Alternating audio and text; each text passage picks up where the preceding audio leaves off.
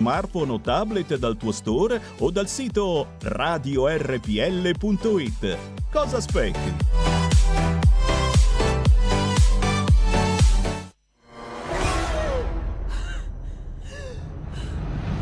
Pensa a respirare. Ora abbandonati. Che cosa vedi? Luce. Oscurità, l'equilibrio. È tanto più grande. È stato un risveglio. Hai sentito? Conosco una sola verità.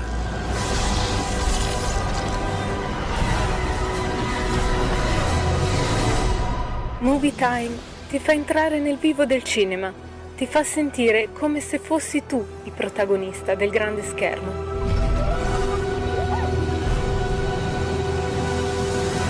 Ogni sabato dalle ore 16.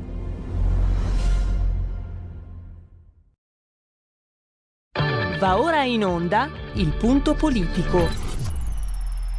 Ma se non state attenti, i media vi faranno odiare le persone oppresse e amare quelle che opprimono. Malcolm X. C'è una Radio Padania che io capita qualche volta di ascoltarla ed è veramente una paura ascoltarla, c'è una rabbia, un odio che è totale e non si può nemmeno pensare a fare spallucce, pensare che questo odio, siccome è irrazionale, occorre in qualche modo dimenticarlo. Occorre in qualche modo farlo rientrare nel dibattito politico. E poi sguatteri del padrone un cazzo. Sguatteri del padrone un beneamato cazzo. Vi invito però ad ascoltare ogni giorno per 5 minuti Radio Padania Libera.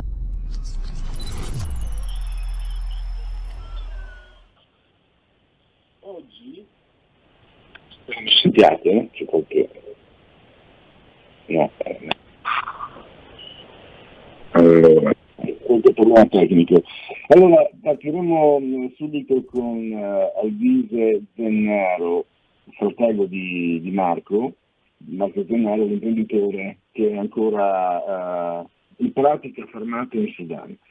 Poi parleremo di economia con Andrea Ropa, e poi le nostre rubriche, compreso Largo ai bambini con Francesca Corbelli. E quindi direi di partire, se i tecnici sono pronti, col primo ospite.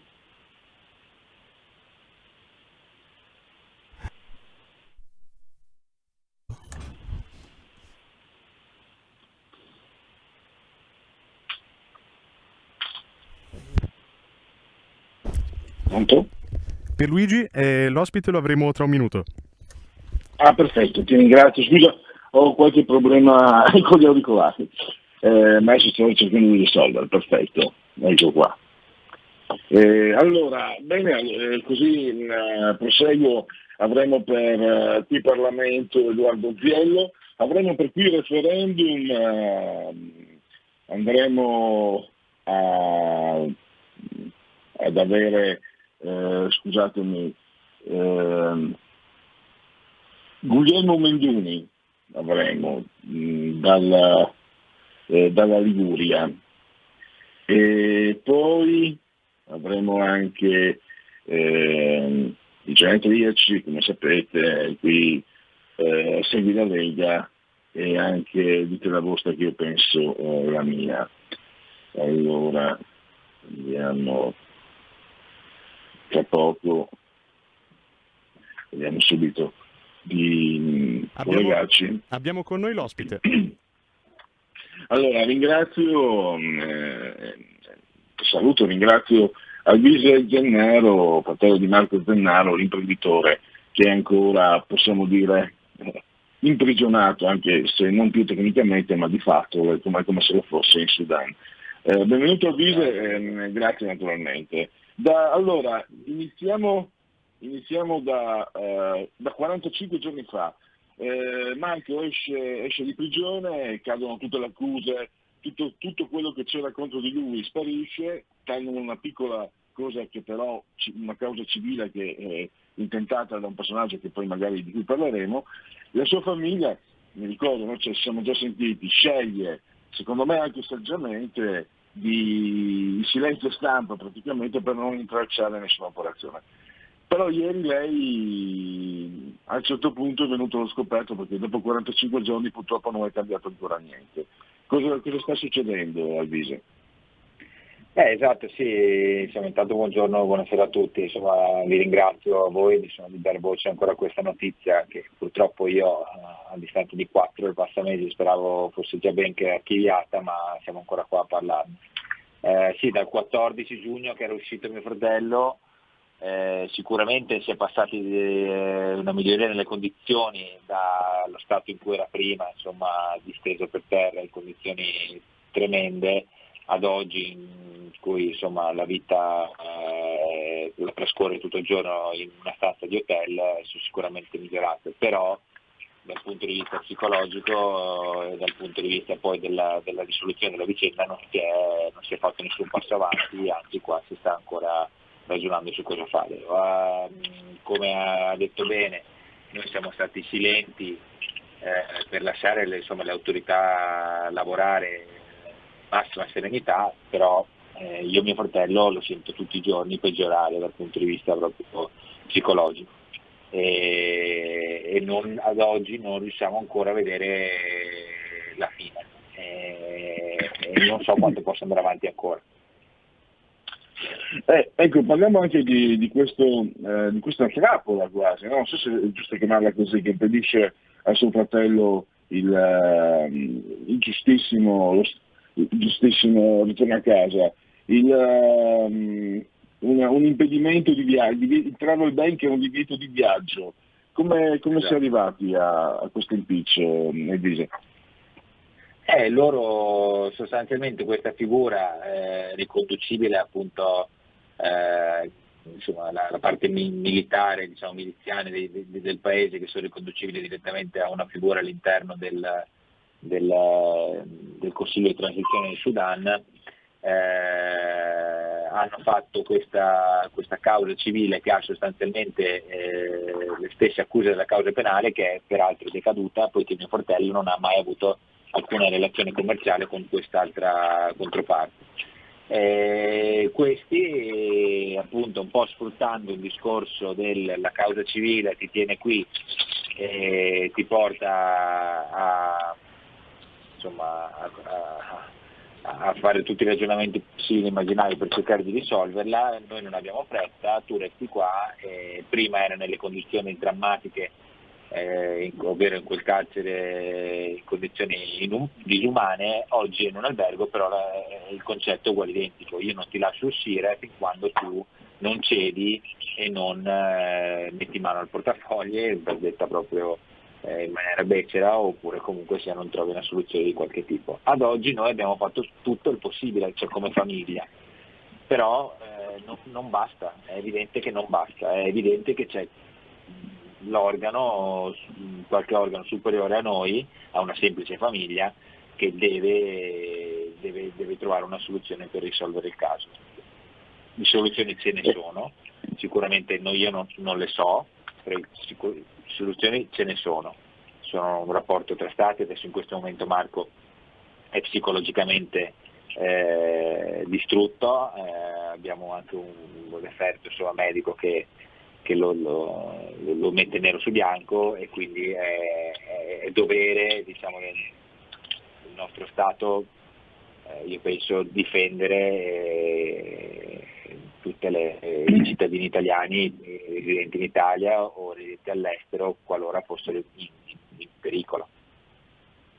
E poi ci arriviamo anche perché le ultime parole del suo appello sono drammatiche e purtroppo c'è della fondatezza, purtroppo. 74 giorni di prigionia. Allora, il personaggio che ha provocato il travel ban è considerato estraneo alla vicenda di suo fratello, se non sbaglio anche dal procuratore generale di Khartoum, se non sbaglio. Sì. Quindi davvero siamo in una situazione, mi permetto di dirlo io interpretandola magari in modo grossolano, di illegalità, viene da dire.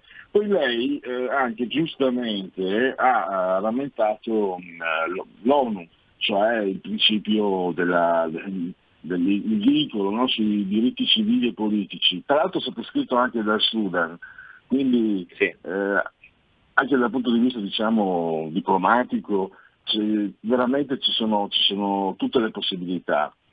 E volevo anche aggiungere, è giusto che si sappia, non solo la sua famiglia ha dovuto insomma sborsare somme ingenti, ma ci sono 25 famiglie che corrispondono a altrettanti dipendenti dell'azienda di suo fratello, che quindi è qualcosa che va oltre, insomma, non riguarda solo la famiglia Zennaro quello che sta succedendo, perché possiamo immaginare i dipendenti. Esatto, è quello che deve essere chiaro poi, che non è solo un dramma della famiglia Zennaro, che per carità noi stiamo soffrendo, mio fratello sta soffrendo ed è una cosa inspiegabile, cioè io non riesco a spiegarla a nessuno che non abbia vissuto una situazione simile. Alvisa, mi permette di interrompere. Voi state soffrendo per una cosa ingiusta, quindi in realtà secondo me, riguarda tutte le persone, perché se c'è una cosa ingiusta è una cosa pericolosa per tutti, perché se uno soffre per dolore, per malattia, è giusto aiutarlo, ma puoi anche pensare faccia il possibile, ma qui invece ma è una cosa che è diciamo relativa, chiamiamola disgrazia. Qui non c'è una disgrazia, qui c'è una colossale ingiustizia che quindi non può non riguardare tutti noi, non solo la vostra famiglia, secondo me. Sì, infatti, oltre appunto alla nostra famiglia in prima linea, poi anche tutti gli altri imprenditori che comunque sono sempre incentivati ad andare a investire all'estero, nel fare affari con paesi in via di sviluppo, eccetera, eccetera, poi si rischiano di trovare in situazioni del genere. Io sfido chiunque insomma, ad andare a cuor leggero. E poi ci sono le 25 famiglie che ha citato lei prima, giustamente perché qua si rischia di trasformare in un dramma sociale, perché 25 dipendenti sono 25 famiglie, insomma il futuro è a rischio per loro, è a rischio per i loro figli che vanno a scuola, che possono andare all'università e via dicendo. Quindi io penso che ci debba essere la massima attenzione da parte del governo, sì per salvare Marco, ma poi per salvare anche tutto il resto, perché un'azienda a conduzione diciamo familiare come può essere quella di mio fratello, dove lui è l'amministratore unico, ingegnere, gestisce tutte le file di nuove commesse e via dicendo, funziona grazie ai proprietari. L'Italia ha un tessuto di piccole e medie imprese che funzionano grazie di fatto ai proprietari, alla proprietà. Quindi se manca la proprietà per 4 mesi, seppur ci sia il massimo sforzo da parte di tutti i dipendenti in cui in questi 4 mesi hanno dato il 150% per cercare di colmare quella mancanza lì, poi ci sono degli aspetti pratici, legali e via dicendo, per cui c'è proprio necessità che lui torni perché la realtà possa andare avanti, se no noi non sappiamo quanto possa andare avanti ancora in queste situazioni qui. Quindi che sia chiaro a tutti che non è solo Marco Zennaro, ma sono anche 25 famiglie insomma, del circondario di Venezia. Ecco, a Marghera mi sembrava fosse l'azienda di... Sì, Marghera, sì. Marghera. Sì. Che comunque è sempre città Venezia. Quell'appello, perché il suo appello allo Stato per evitare una disgrazia, questo voi non avete mai, perché per quello che ne so, ho sentito solo lei e la sua famiglia non avete mai strepitato, non avete mai alzato i toni, anzi mi ricordo che sono stato io a chiamarla, eccetera. Avete sempre cercato fino a scegliere addirittura quello che, tra virgolette, possiamo chiamare silenzio stampa 45 giorni fa. Ecco, mi ha colpito questa ultima frase, perché qui diciamo evitare una disgrazia dice tutto, insomma, del dramma, di dove si rischia di arrivare. Sì, esatto. Ha detto bene, noi, ma non solo noi, anche i dipendenti sono andati a manifestare a Roma, davanti alla Farnesina, davanti all'ambasciata del Sudan. Tutti gli amici hanno fatto i cortei acque a Venezia, dovete vedere quanti cartelli sono stati messi fuori per le case di Venezia, è una cosa impressionante, sì. Il numero di cartelloni. tutte persone molto educate, molto pacate. I dipendenti che sono andati davanti alla Farnesina non hanno fatto nessuna confusione, nessun casino di quelle cose che vanno magari a attirare l'attenzione in qualche modo violento. No, sono stati tutti molto educati, molto tranquilli. E ci si aspetta dall'altra parte che, avendo un atteggiamento educato, poi dall'altra parte tranquillo ci sia anche una comprensione che insomma si ha a che fare con persone di un certo tipo, e quindi bisogna lavorare in accordo, come è stato in questo caso qua del silenzio stampa. Noi stiamo tranquilli, vi lasciamo lavorare, lavorate meglio. Io spero che a questo punto insomma si prenda coscienza che non si può andare avanti ancora tanto, che noi siamo educati e tranquilli e lo saremo per sempre, però dobbiamo capirci quanto tempo possiamo aspettare ancora prima che si trasformi in una disgrazia per Marco, per la nostra famiglia e per tutte le 25 famiglie che abbiamo detto prima. Non c'è più tempo. A questo di sembrare prosaico ritengo anche importante quello che ha segnalato lei, cioè è il classico della piccola e media impresa, il proprietario è colui che va anche in giro per il mondo, fiere, eccetera, quello che è, proprio per poter continuare la produzione, la produttività.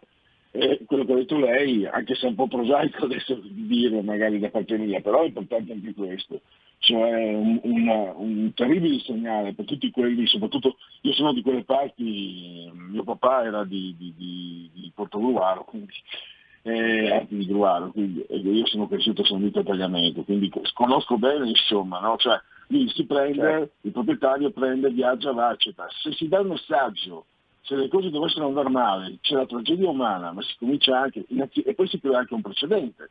E quindi chi fa l'imprenditore cosa fa? Mette a rischio la propria pelle, sapendo che le autorità italiane non sono riuscite a risolvere un problema come questo. E anche qui, quindi è una vicenda che sinceramente è articolata in modo molto ampio, anche se purtroppo in questo momento chi soffre è suo fratello e voi che gli siete più vicini. Però è un dramma che deve essere risolto assolutamente, per tanti motivi quindi. Perché che se lei ha fatto questo appello ieri, vuol dire che appunto non ha avuto nessun segnale. Cosa si aspetta adesso? Io spero che, insomma, so anche bene che periodo stiamo vivendo in questo momento, il Covid e tutta l'attenzione che viene spostata poi adesso.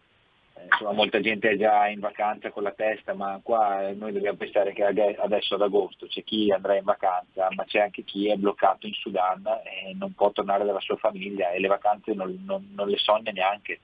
Quindi io spero che facciano di tutto per risolvere la questione con una velocità, con una pressione che non c'è mai stata rispetto ai mesi precedenti. Non dico che non abbiano fatto niente, figuriamoci, hanno lavorato sempre dal primo giorno alla risoluzione della questione, però qui non si può più aspettare per l'incolumità psicologica di Marco, per tutta la nostra famiglia, per il dramma sociale delle 25 famiglie dipendenti.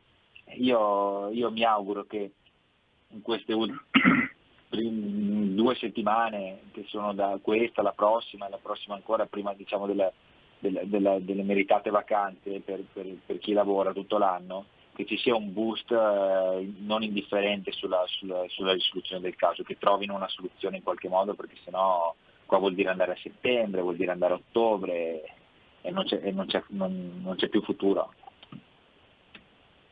E questo è drammaticamente vero. Allora, siamo arrivati al termine di questa nostra intervista. Ringrazio ancora il vice Tennero e speriamo di risentirci veramente al più presto e soprattutto con ogni problema risolto con suo fratello che è tornato a Venezia. Grazie. Allora, grazie del viso, allora al Tennero. Noi adesso abbiamo il primo intervallo, vi leggo giusto qualche aggiornamento. Sardegna e Sicilia tornano rosse nelle mappe UE, in 7 giorni morti saliti del 46%, Gimbe la quarta ondata, scuola la bocca del piano, la sfida è tornare in presenza, vaccinata con 4 dosi, muore anziana ricoverata per ictus, altre medaglie dal canottaggio, dal nuoto, dal fioretto, Paltrinieri argento negli 800 stile libero, più di un miracolo. Giustizia, riforma sul tavolo del Consiglio dei Ministri, Draghi punta a chiudere. Anthony Fauci, vaccinati possono contrarre la Delta e contagiare. Primo addio del nuovo 5 Stelle, lascia la senatrice Botto. È morto Roberto Calasso, l'editore di Adelphi, ed era anche scrittore però, tra l'altro. Vediamo un po', volevo leggere sui i morti. Allora, dai casi dei decessi, passando per i ricoveri, cresce l'epidemia e di fatto siamo entrati nella quarta ondata. Dopo 15 settimane di calo tornano a salire le vittime, 111 nell'ultima settimana. Sono state il 46% in più rispetto ai 76 della settimana precedente.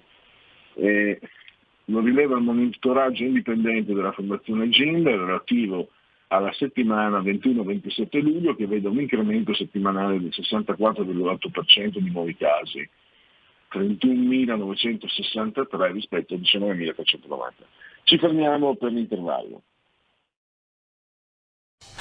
Porta con te ovunque RPL la tua radio. Scarica l'applicazione per smartphone o tablet dal tuo store o dal sito radiorpl.it. Cosa aspetti?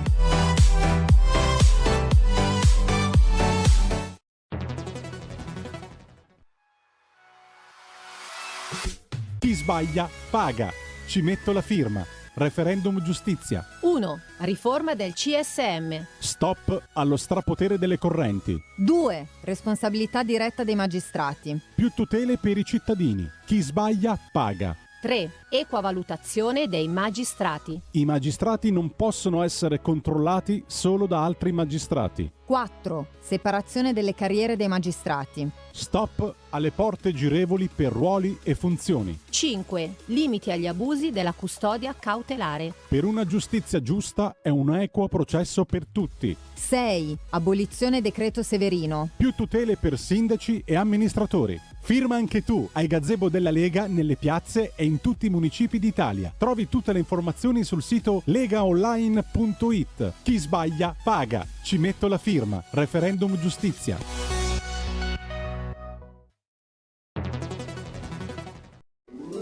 Stai ascoltando RPL. La tua voce libera, senza filtri né censura. La tua radio.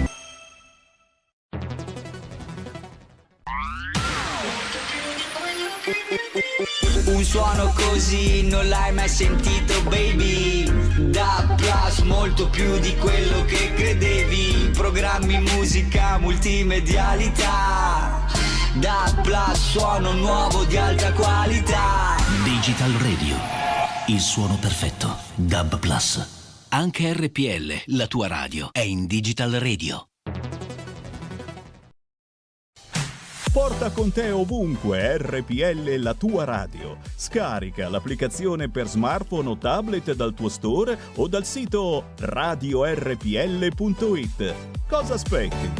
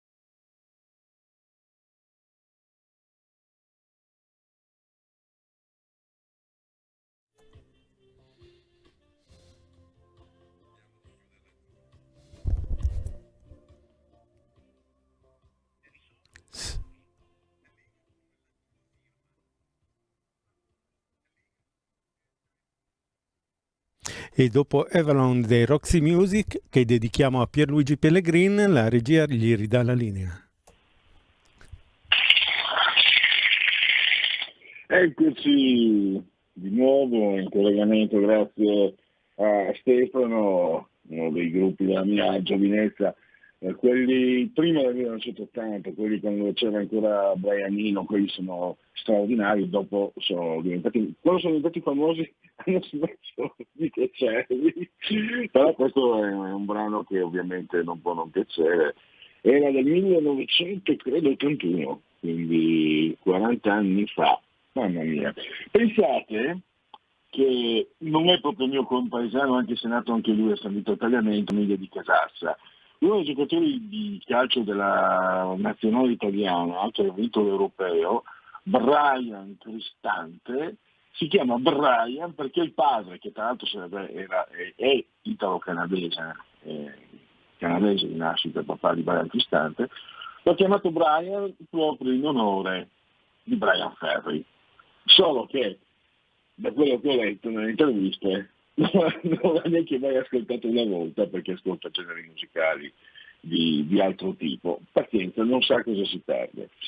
Allora, questa RPL è la vostra voce e la vostra radio, tra poco andremo a leggere le carte, si fa per dire, ad analizzare il quadro economico attuale. Perché? Perché insomma, qui ha sorpreso, no? Credo, sicuramente ha sorpreso me. In realtà non doveva sorprendermi, perché già un mese fa Standard & Poor's aveva previsto che il PIL italiano crescesse più di quello tedesco, addirittura il 4,9%. Quindi in realtà la notizia che ieri è stata sancita dal Fondo Monetario Internazionale, ieri o l'altro ieri, era già covava, alleggiava, però nonostante non può, credo, non suscitare una certa sorpresa, perché bisogna pensare, insomma, c'è questo pregiudizio, la Germania ricca, forte, efficiente, e la povera Italia, come sempre, un po' sgangherata e stincarnata, che invece viene da dire, viene da rievocare, Antonino sarebbe contento, se mi ascolta sarà contento, una frase famosa anche di Bettino Craxi: e la nave va.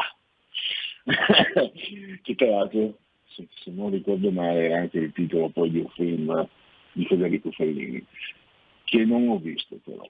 Allora, vediamo altri aggiornamenti, prima di metterci in collegamento con Andrea Ropa di QN. Braccio di ferro sulla riforma della giustizia, Consiglio dei Ministri sospeso, i 5 Stelle possibile astensione, Green Pass, deputati di Fratelli d'Italia protestano e occupano l'aula, seduta sospesa. Poi questa è una notizia che mi è stata girata prima da una nostra ascoltatrice: vaccini, contagio, mascherine, cosa significano davvero le parole dell'immunologo Fauci, perché Fauci ha detto che il vaccino non evita il contagio, pensate un po'. Allora, quindi, e questo è il boss americano, questo, quando andava contro Trump le sue parole erano viste come Vangelo, meriterebbero ulteriore approfondimento, ma adesso ci apprestiamo a parlare di economia, perché le tasche ovviamente hanno la loro importanza, e vediamo tra poco, dovremmo entrare in collegamento Skype. Io allora tolgo la condivisione e dovrei, credo, vediamo, ho tolto la condivisione, non so se per Andrea Roppa può vedermi. Io vedo lui. Io ci sono. Benissimo, ecco, credo di esserci anch'io. Allora, do il benvenuto, lo ringrazio davvero Andrea Roppa, di QN, e poi anche insomma, all'Università di Bologna, e un economista insomma. Allora, vengo al dunque. Io non sono addetto ai lavori, Andrea, e ti dico, il PIL dell'Italia che cresce del 4,9%, cioè più della Germania, che crescerà al 3,5%, lo aveva detto, presagito, insomma, previsto Standard & Poor's un mese fa, e ieri o l'altro ieri il Fondo Monetario Internazionale lo ha ribadito. Io, da non addetto ai lavori, ti dico la verità, sono rimasto sorpreso. Tu come hai accolto? Sì, per Luigi, anzitutto buongiorno e bentrovati ai nostri radioascoltatori. Sì, effettivamente anch'io da addetto ai lavori sono rimasto favorevolmente sorpreso. Diciamo che dal punto di vista statistico e matematico erano cifre che in qualche modo erano state anticipate, però così nella loro crudezza e anche nella loro nettezza, devo dire, perché una previsione di crescita per il 2021 al 4,9% contro il 3,6-3,5% della Germania è una netta, è una crescita superiore, e dopo decenni in cui ci eravamo abituati ad essere il fanalino di coda dell'Europa, trovarsi a crescere così tanto di più della Germania, che è sempre stata la locomotiva di questa crescita, effettivamente fa impressione. Insomma, evidentemente questi risultati scontano anche la fiducia dei mercati internazionali nei confronti di un governo particolarmente così credibile, insomma, rispetto a quelli che lo hanno preceduto, ed evidentemente anche i mercati in qualche modo ci credono, insomma. Quindi dati sorprendenti, dati importanti. E poi, se mi consenti, per Luigi, un'osservazione che mi viene dopo la vittoria degli europei, dopo alcuni episodi che ho visto in Germania, tipo quella catastrofica alluvione nella parte ovest del paese, oppure anche più banalmente l'incidente a Leverkusen della nube tossica. Ho avuto netta l'impressione nelle ultime settimane che la Germania assomigliasse terribilmente all'Italia e l'Italia cominciasse a somigliare un pochino alla Germania, e devo dire questo con una punta di compiacimento da un certo punto di vista nei confronti degli amici tedeschi. Una curiosità, riprendo una frase di Giuliano Amato, siamo credo gli europei del 2000, salutando la squadra della nazionale italiana di calcio, mi raccomando, se vincete avremo un balzo del PIL. Nel 2006 accadde la vittoria, però mi sembra che non si sia verificato un innalzamento del PIL nel 2006, da quello che ho visto io, insomma, quindi può essere anche sfuggito. E adesso di nuovo, dopo la vittoria dell'Italia in Inghilterra, tutti di nuovo puntano sul PIL. Questi dati qua sembrerebbero quasi convalidare quello che diceva Giuliano Amato. Volevo una tua opinione.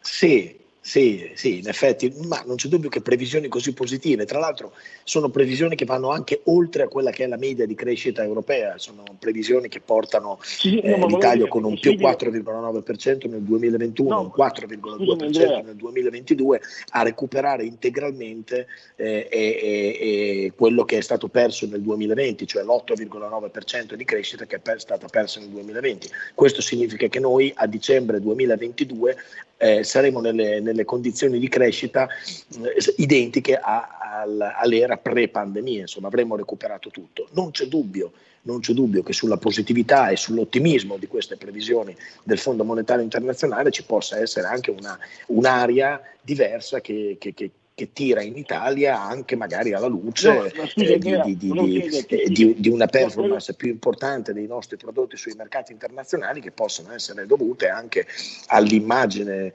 positiva che hanno lasciato i nostri giocatori azzurri vincendo il campionato d'Europa in casa degli inglesi a Wembley. No, ma quello che sorprendeva è che questo intreccio che dimostra quanto sia diventato, diciamo, il mondo della finanza sia diventato complesso, cioè una partita di calcio che può influenzare le tasche di un paese intero è quello che sorprende. In realtà poi tutti gli agganci, gli addentellati, eccetera. Ma allora adesso volevo chiederti quello che interessa molto, penso, la maggior parte delle persone. Questa crescita del PIL che effetti porterà, partiamo dall'occupazione, perché in altre occasioni, io vado a memoria, mi ricordo situazioni in cui dal PIL arrivavano buoni segnali, ma non arrivavano altrettanto buoni segnali sul fronte dell'occupazione. Sto parlando di anni fa, so che qualche volta succedeva. Mi ricordo in un'intervista un economista spiegava che per molti motivi le due situazioni non sono necessariamente convergenti. Non tiro a te allora, cosa succede con l'occupazione adesso? Necessariamente, purtroppo lo scenario che hai dipinto tu prima si ripeterà anche in questo caso, nel senso che la crescita forte, devo dire anche imperiosa dei prossimi 2 anni che è prevista per l'Italia non sarà accompagnata verosimilmente da un aumento corrispondente dell'occupazione, e questo è facilmente spiegabile per via del fatto che nei mesi successivi, negli anni successivi, soprattutto negli anni della pandemia, si sono sperimentate nuove forme e nuove organizzazioni che poi difficilmente possono cambiarsi negli anni successivi, cioè buona parte delle aziende si è abituata, in soldoni, in sostanza, insomma, per fare un discorso molto terra-terra, si è abituata a un'organizzazione diversa che magari prescinde da alcune figure professionali, sono abituati a fare col 10% in meno dall'organico, e quindi quel 10% al quale hanno rinunciato non verrà reintegrato nemmeno quando si cresce, cioè si farà in 90 evidentemente. E questo come dire, è il lato oscuro della pandemia, cioè l'eredità che ci lascerà la pandemia sarà che alla fine del 2022 avremo sì recuperato tutta quanta la crescita del PIL, ma non avremo recuperato integralmente, almeno non del tutto, quelli che erano i livelli occupazionali pre-pandemia. In più Pierluigi, ricordiamolo ai nostri radioascoltatori, il conto della pandemia è di 4.500 miliardi di dollari di PIL a livello globale, quindi non dimentichiamolo mai, cioè, ieri nelle previsioni del Fondo Monetario Internazionale è stato messo per iscritto anche questo, cioè, si perderà una ricchezza di 4.500 miliardi di dollari a livello globale, che significa una riduzione a livello globale del PIL del 2,8% per quello che riguarda i redditi pro capite dei paesi, diciamo così, delle economie avanzate, soprattutto di quelle occidentali e degli Stati Uniti, e purtroppo, ahimè, del 6,3% nel reddito pro capite delle economie dei paesi in via di sviluppo e dei paesi emergenti. Ergo, la forbice fra le economie ricche e avanzate e le economie in via di sviluppo o comunque emergenti si allarga ulteriormente, cioè gli abitanti dei paesi delle economie avanzate hanno visto ridursi dalla pandemia solo del 2,8% il loro reddito, gli altri invece del 6,3%. Quindi aumentano le sperequazioni, aumentano le disparità e purtroppo diminuiscono i livelli occupazionali. Quindi il conto del Covid è salato e rimarrà nel tempo. Insomma, non è che ce la caviamo semplicemente con il PIL ripristinato. Cioè, il dato di ieri significa quindi, fammi interpretare, che l'Italia è sulla via della guarigione, ma è ancora in convalescenza. Ci si esce dalla malattia non da poco.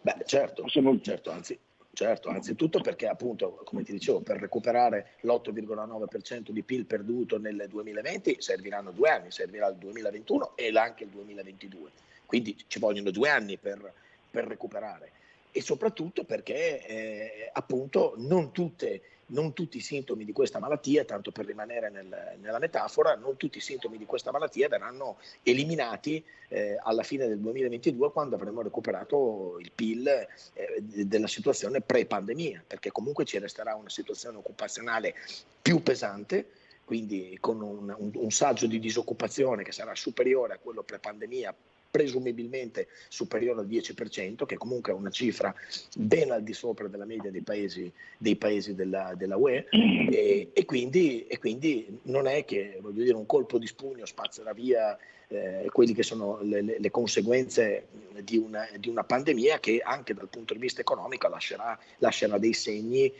per molti anni a venire. Ecco, i segni, le borse dimostrano, i mercati quindi, dimostrano di essere però preoccupati per la variante Delta. Quindi ritorniamo un po' sulle tematiche che sono più consuete da un anno e mezzo a questa parte. Tu cosa ne pensi?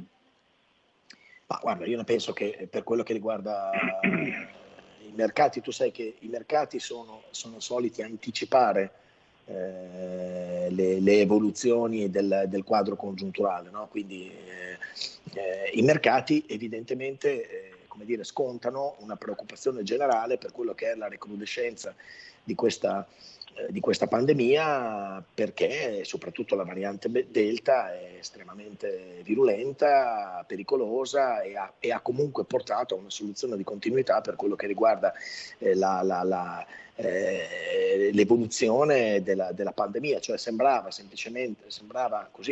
tutto liscio, sembrava andare tutto bene, cioè più aumentava il numero dei vaccinati e più si avvicinava la soluzione, diciamo così, del problema, e invece la variante Delta ci ha insegnato che le cose non sono così lisce, non vanno così in maniera regolare, nonostante ci sia ormai una percentuale importante della popolazione vaccinata, soprattutto nei paesi delle economie avanzate. In Italia ormai più del 50% delle persone hanno ricevuto la doppia dose di vaccinazione.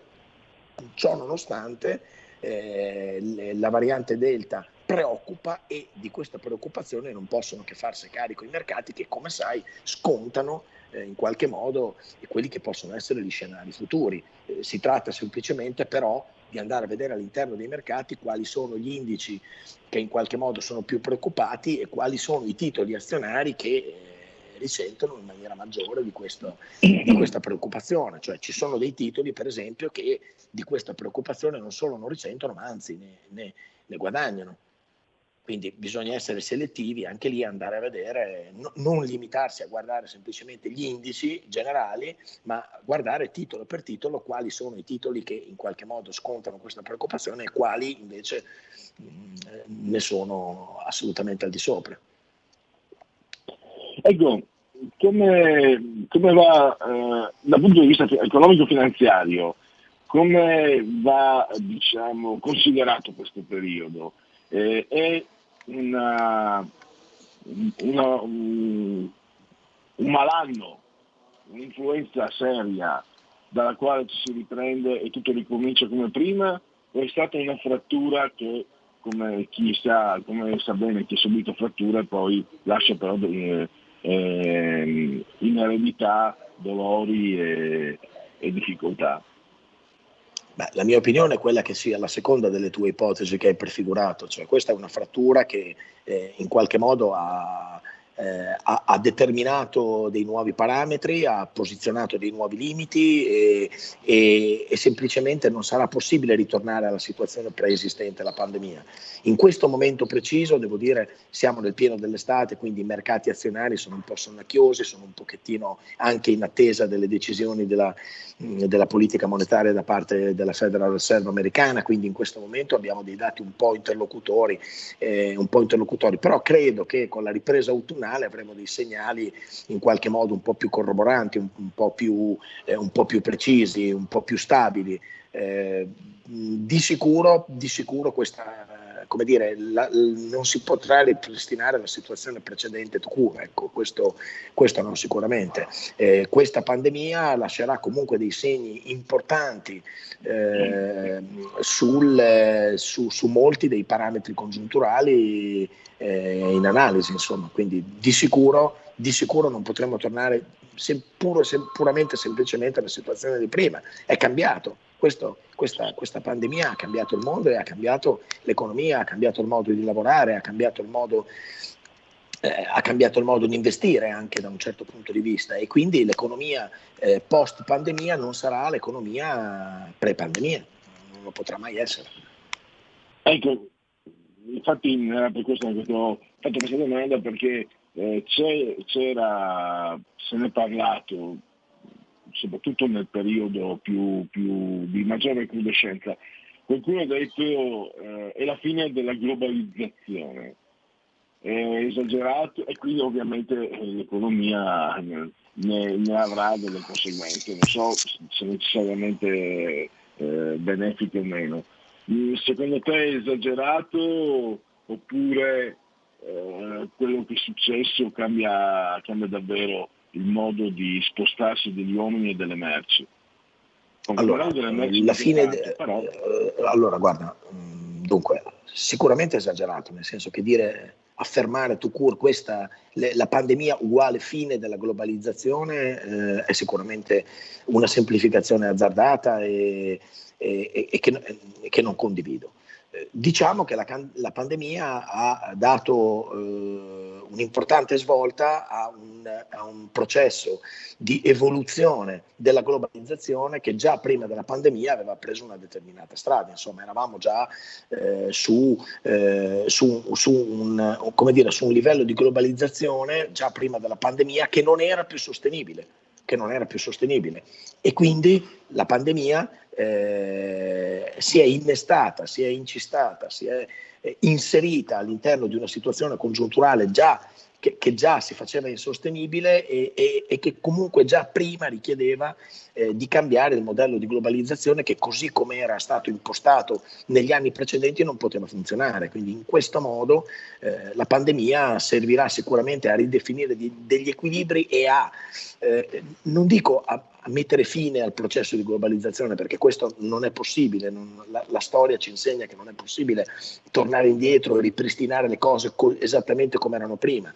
Da sempre nella storia si è provato a ripristinare lo status quo, per esempio al congresso di Vienna, no? In cui fu detto dimentichiamoci di Napoleone e torniamo tutti quanti come eravamo prima che Napoleone sconvolgesse l'Europa, ma poi abbiamo osservato che i risultati non sono stati così, quindi dimentichiamoci di poter ritrovare una situazione pre-pandemia. Diciamo che la pandemia stabilirà dei nuovi equilibri e anche un tipo di globalizzazione che sarà un tipo di globalizzazione più sostenibile, un modello più sostenibile, un modello diverso da come era stato impostato prima.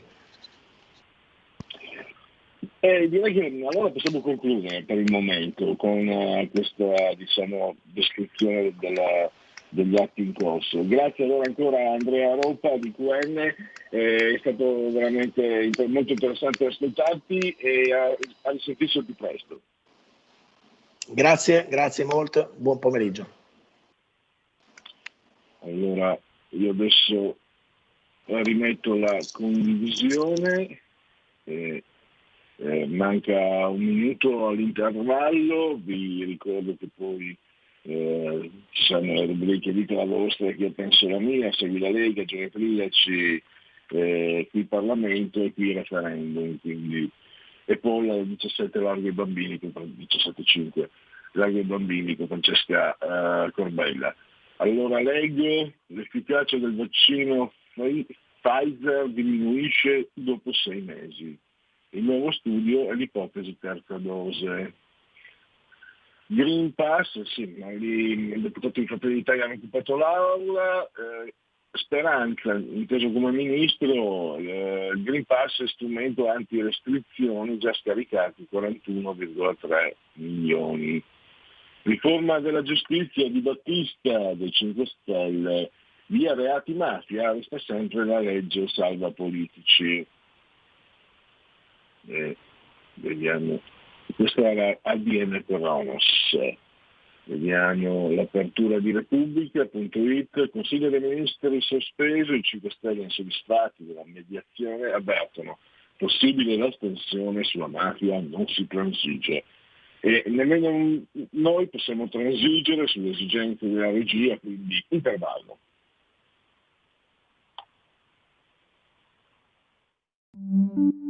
Da oggi la tua radio è ascoltabile anche con la televisione in digitale. Sul telecomando della televisione digitale o del tuo ricevitore digitale puoi scegliere se vedere la TV o ascoltare la radio. Risintonizza i canali radio e troverai anche RPL, canale 740. la tua radio.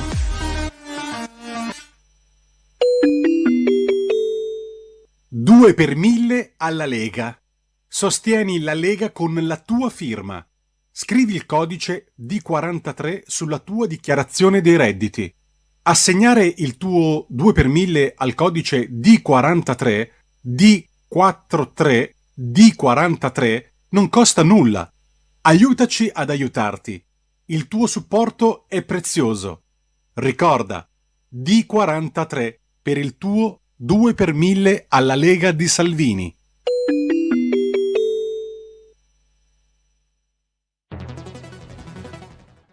Il futuro appartiene a chi fa squadra. Le radio italiane si uniscono per giocare la partita da protagoniste. Nasce l'app Radio Player Italia. 140 stazioni in una sola rete. Scegli la tua preferita e ascolta il suono perfetto del digitale. Gratis, senza registrazione, senza interruzioni.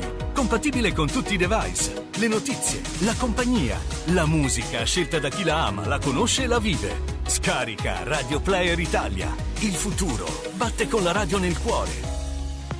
Anche RPL è disponibile su Radio Player Italia.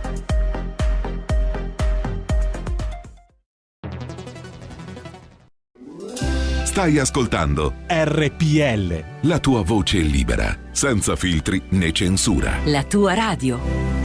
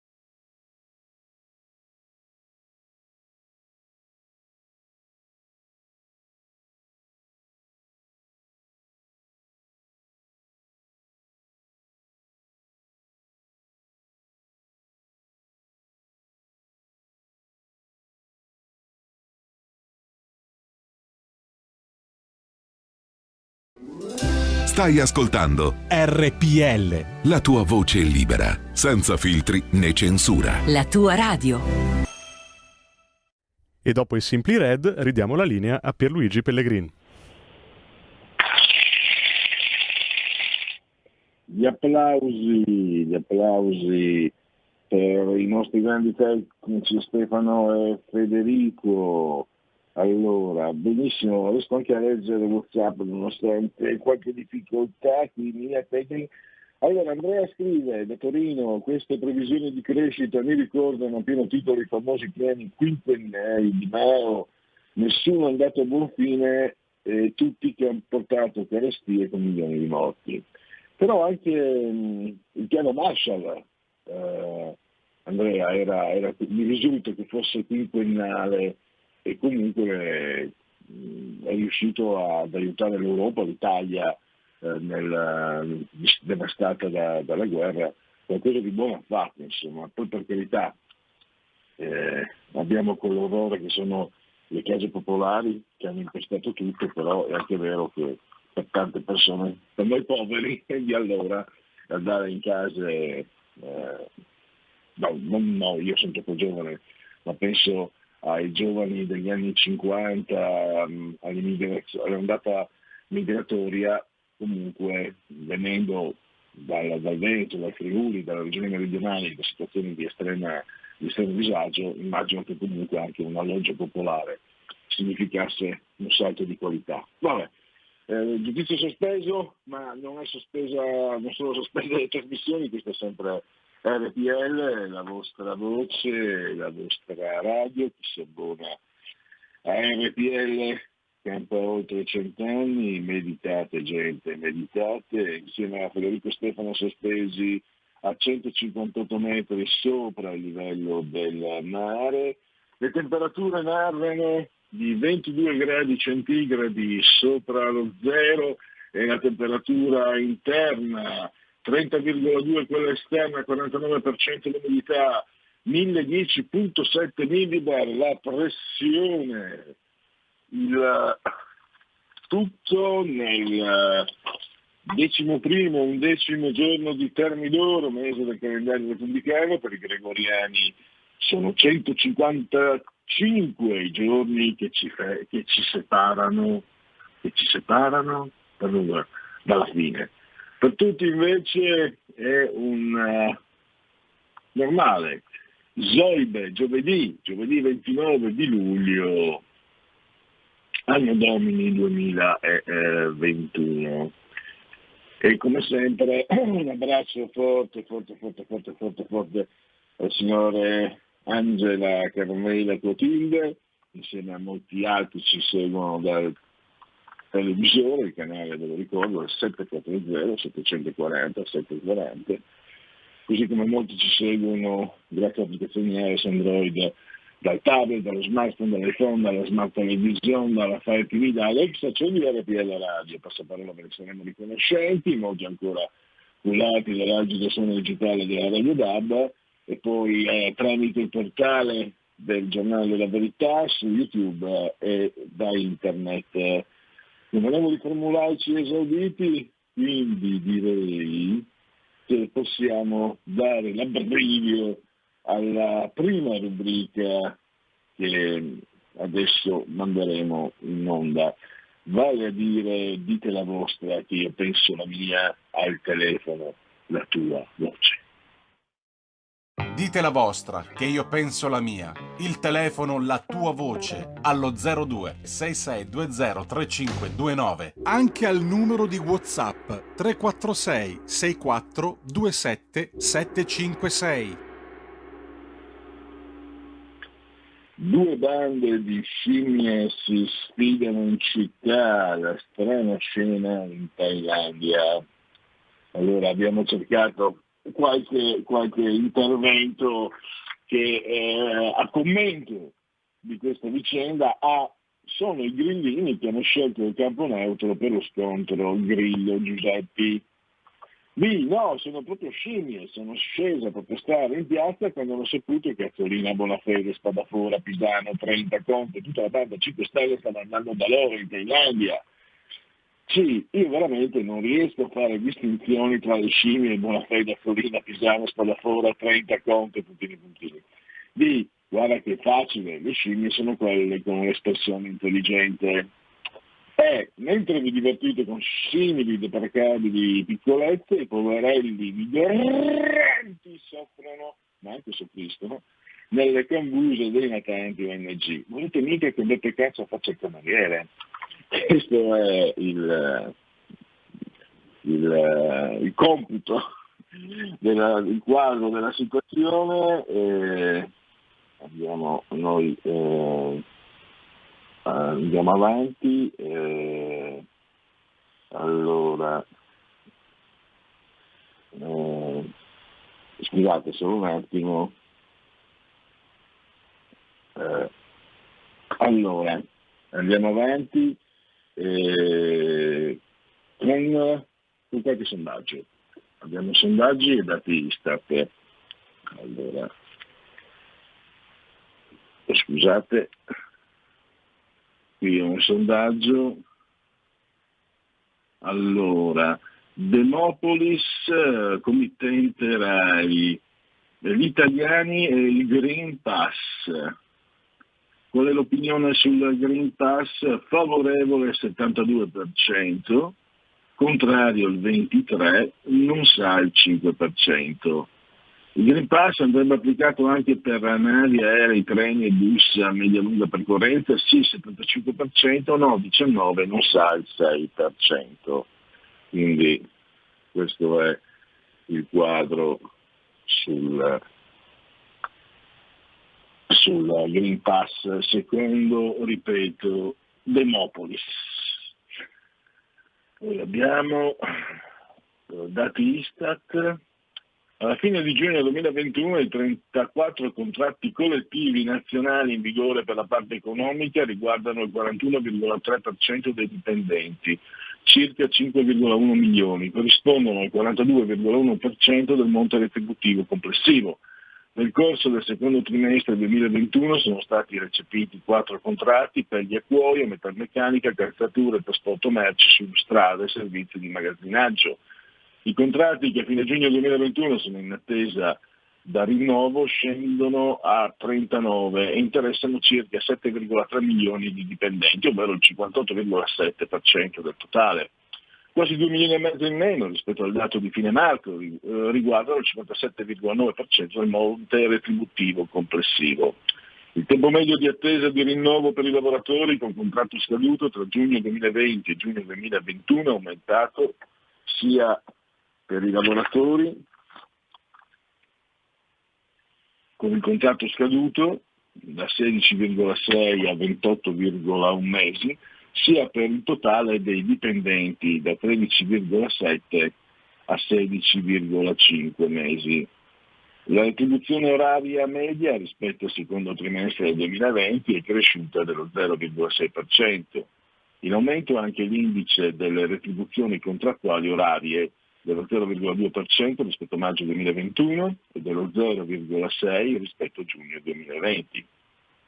In particolare l'aumento iniziale è stato dell'1,2% per i dipendenti dell'industria e dello 0,7% per quello dei servizi privati ed è stato nullo per quelli della pubblica amministrazione.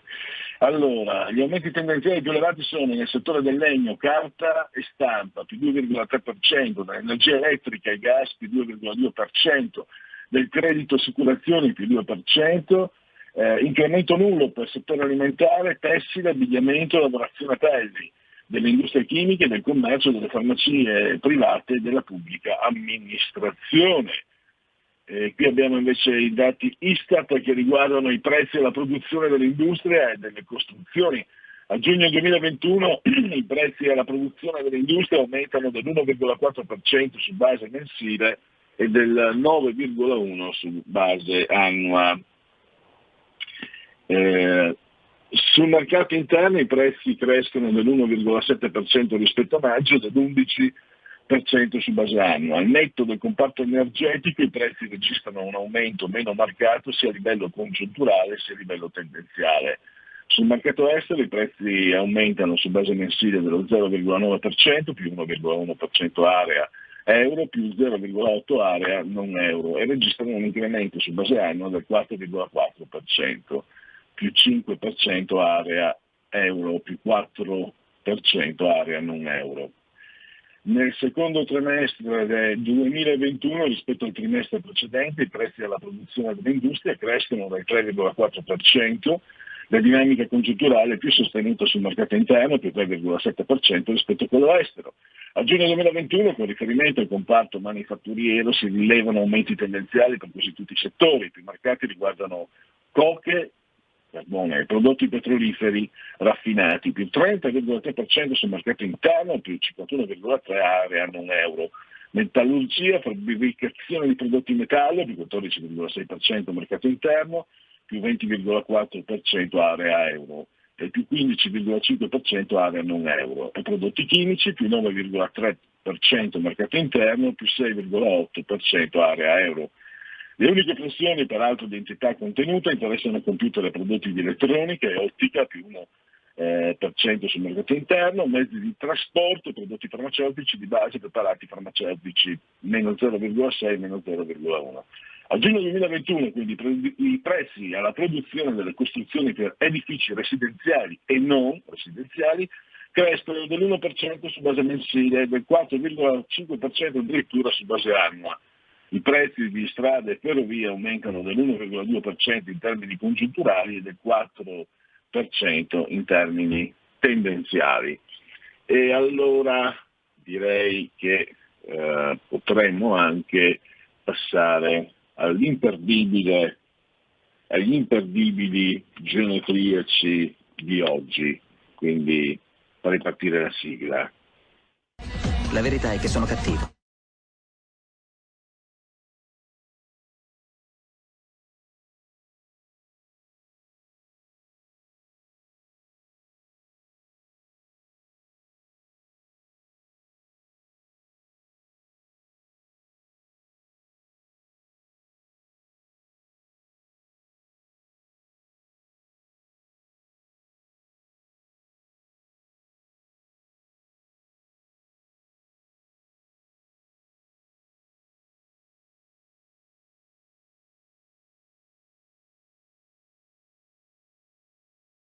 In cui morirai.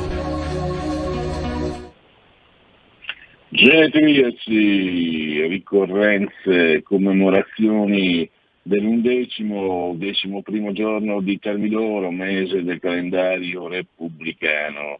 Lo ripeto, i gregoriani ci avvisano che mancano 155 giorni alla fine.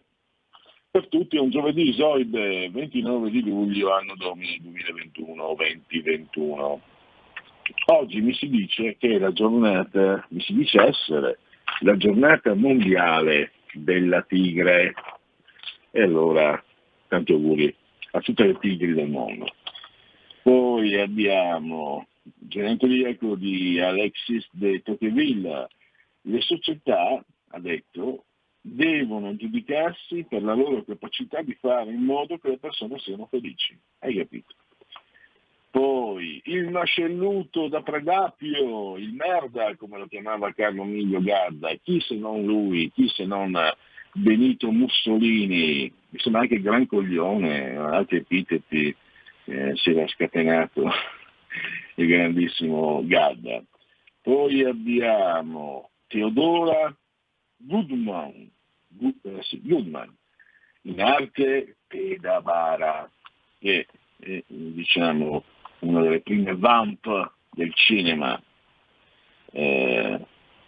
Poi Mario Pellius, Dio stramaledica gli inglesi, come si dice, non essere più realisti del re, di solito è sempre indicato come termine di paragone per il servilismo, per i lecacuri, ecco, si dice così, veniva considerato. Poi il poverino mi sembra che sia stato ucciso poi alla fine, perché è andato a Roma, adesso non ho visto bene. So che diciamo nell'immaginario il servilismo, per indicare un esempio di servilismo spasmodico, prima di Fantocchi si diceva Mario Pellius, Mario Pellius, non ricordo la ragazza. Poi un gran calciatore brasiliano che ha vinto anche uno scudetto con la Fiorentina negli anni 60, credo anche sia stato campione del mondo nel 62.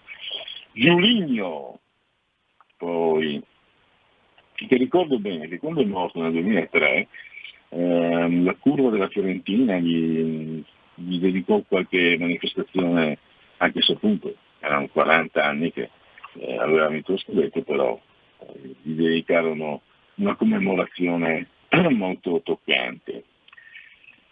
Poi la tradizione circense di Nando Ruffei, Enzo Girolamo, Enzo Castellari, usava anche lo pseudonimo Girolami, i poliziotteschi, cinema italiano dei primi anni 70. Ecco, ha giocato nel Milan e nella Fiorentina, campione del mondo. Lui è campione del mondo, non so se Giulino, Amarildo sì, campione del mondo del 62, Amarildo Tavares de Silveira, grandissimo giocatore brasiliano, un funambolo, come si diceva un tempo. Allenato Brescia, Inter, Shakhtar, Mircea Lucescu, allenò anche la nazionale rumena, e mi ricordo la nazionale rumena che sbarrò il passo all'Italia campione del mondo nell'82 per gli europei in Francia nell'84, vinti poi dalla Francia di Romain Michel, che segnò una caterva di gol e mostrò al mondo lampi di gioco, squarci di gioco illuminanti. Allora, perché per forse delle Juventus. Poi abbiamo Jean-Luc Anglade, attore francese, un film suo con Beatrice Dalla, coprotagonista, Betty Blue, che in francese è Transet de le Matin, un film dell'88, credo, 87-88, bellissimo film molto che colpisce molto. Ecco, lui giocava con la nazionale dell'82 della Francia, poi un portiere pipero, se posso dirlo, Jean-Luc Etoury, giocava nella nazionale di calcio di ecco, i nomi europei, ecco. Poi augurissimi a un esponente della Lega milanese, Laura Molteni, e poi chiudiamo proprio con doppia Lega, perché auguri anche alla parlamentare piacentina Elena Murelli, e quindi due esponenti leghiste che compiono gli anni nello stesso giorno. Allora, io direi, vediamo se c'è qualche... Ecco qua, Salvini, adesso sto leggendo qualche Asca News, Salvini, no adesione Lega a manifestazioni, condanno violenze, anche i festeggiamenti per europei non erano autorizzati. Condanno ogni genere di violenza fisica e verbale, ci sono manifestazioni di ogni genere, in quelle di ieri sera non c'era l'adesione ufficiale della Lega. Se ci sono episodi di violenza io lo condanno, l'ha detto il leader della Lega Matteo Salvini parlando con i comunisti a Roma. Quanto agli esponenti leghisti scesi in piazza per protestare contro il Green Pass, ha aggiunto: siamo in democrazia, ognuno ha la libertà di manifestare democraticamente, a meno che manifestare in Italia sia il diritto solo di qualcuno. Le manifestazioni non erano però autorizzate, anche i tifosi che hanno festeggiato la nazionale non erano autorizzati, siamo un paese libero, viva la libertà, ha concluso. Stesse le manifestazioni per il DDL Zan erano autorizzate. Ecco, mi vorrebbe... E soprattutto, se nel caso in cui le manifestazioni pro legge Zan fossero autorizzate, come mai avevano l'autorizzazione mentre i no Green Pass non avevano l'autorizzazione? Allora, sit-in contro il Green Pass in piazza Roma alcuni parlamentari della Lega, Draghi punta a chiudere la partita e slittano le misure Covid.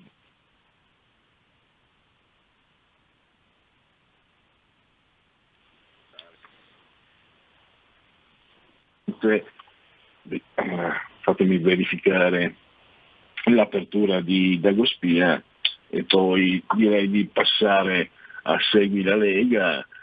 Dagospia, Sano, Malsano, Montesano, sei vecchia e mi devi mantenere. A Roma un 27enne ghanese picchia la moglie, una 54enne romana, con la pretesa di fare la bella vita. Perché pensi che ti abbia sposato? Sei più anziana di mia madre. Dopo il matrimonio celebrato 3 anni fa, il ragazzo è diventato un aguzzino. Le imponeva di parlarle da inginocchiata, la obbligava a fare sesso e per ricattarla si era appropriato delle password usate da lei per il lavoro, fino a farla licenziare. Allora, questa notizia segno dei nostri tempi, lasciamola e andiamo a parlare di Segui la Lega. Segui la Lega è una trasmissione realizzata in convenzione con la Lega per Salvini Premier. Legaonline.it, scritto legaonline.it, chi sbaglia paga, ci metto la firma, processi veloci, stop correnti, trasparenza, equità per tutti, stop casi Palamara, certezza della pena. E questo è il referendum per la riforma della giustizia. Ricordatevi di firmare o il municipio e i banchetti leghisti. Allora, i 6 quesiti, poi ne riparleremo tra pochi minuti in qui referendum, intanto riepiloviamoli: elezione del CSM, responsabilità diretta dei magistrati, ecovalutazione dei magistrati, separazione delle carriere dei magistrati, limiti agli abusi della custodia cautelare, abolizione decreto Severino. Poi lo sapete anche D43, D di Domodossola, 4 il voto in matematica, 3 il numero perfetto, D43 il codice della Lega, usalo per il tuo 2 per 1000. Iscriversi a Lega Salvini Premier è facilissimo, si entra sempre in questo sito, si versano 10 euro tramite PayPal, versabili anche senza essere iscritti a PayPal, e poi compilate, scrivete quello che vi verrà chiesto, il codice fiscale e altri dati, e quindi vi verrà recapitata la magione per via postale, la tessera Lega Salvini Premier. E adesso andiamo all'elenco completo. Allora, più tardi alle 17:15 Sky TG24, la rubrica Economia ospita il senatore Alberto Bagnai. E andando a domani, 30 luglio, Radio Cusano Campus, l'Italia Sedesta dà la voce al sottosegretario all'istruzione Rossano Sasso. Sempre, dimenticavo, l'ora è nel cuore della notte, cioè alle 8:25 del mattino. Sempre nel cuore della notte, cioè alle 9 del mattino, su Canale 5, la trasmissione Morning News, potrete vedere e ascoltare il presidente della Regione Veneto, Luca Zaia.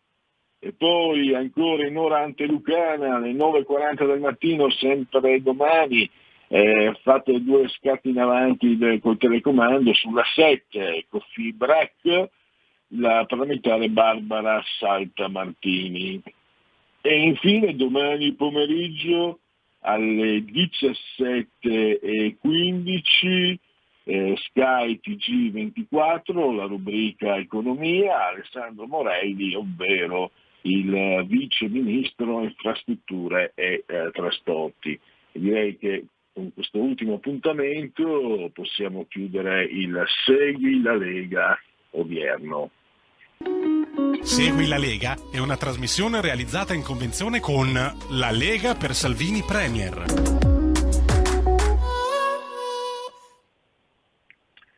Allora, io credo che i tempi stiano maturando anche per appropinquarci all'intervallo.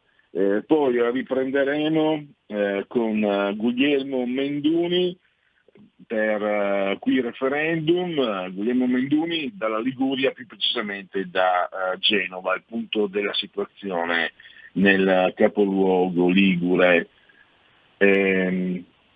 Intervallo.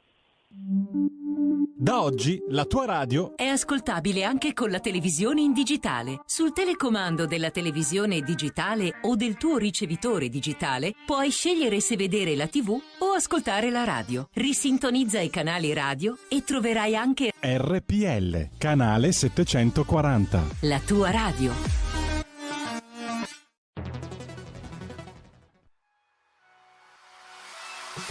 Ti sbaglia paga. Ci metto la firma. Referendum giustizia. 1. Riforma del CSM. Stop allo strapotere delle correnti. 2. Responsabilità diretta dei magistrati. Più tutele per i cittadini. Chi sbaglia paga. 3. Equa valutazione dei magistrati. I magistrati non possono essere controllati solo da altri magistrati. 4. Separazione delle carriere dei magistrati. Stop alle porte girevoli per ruoli e funzioni. 5. Limiti agli abusi della custodia cautelare. Per una giustizia giusta e un equo processo per tutti. 6. Abolizione decreto Severino. Più tutele per sindaci e amministratori. Firma anche tu ai gazebo della Lega nelle piazze e in tutti i municipi d'Italia. Trovi tutte le informazioni sul sito legaonline.it. Chi sbaglia paga. Ci metto la firma. Referendum giustizia.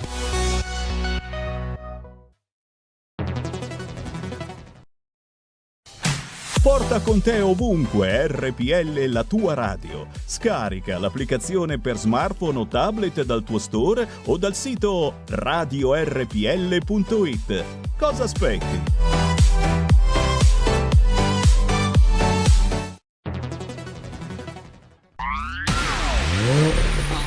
Auto nuova fiammante col suono nuovo, è il DAB Plus che si sente a tuono. La provi e senti subito com'è che va. DAB Plus la tua radio migliorerà. Digital Radio, il suono perfetto. DAB Plus. Anche RPL, la tua radio, è in Digital Radio. Stai ascoltando RPL, la tua voce libera, senza filtri né censura. La tua radio.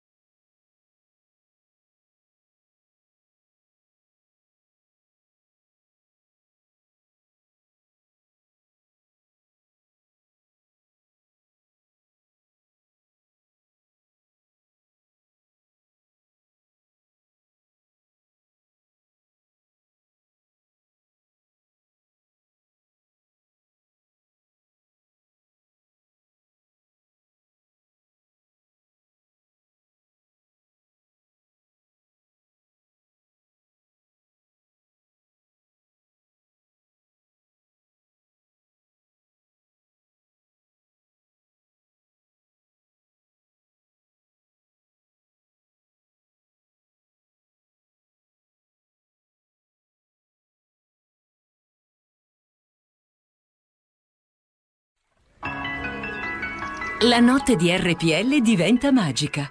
Lasciati emozionare. Un mondo di musica per risvegliare le tue emozioni, per viaggiare alla ricerca della passione, dell'energia e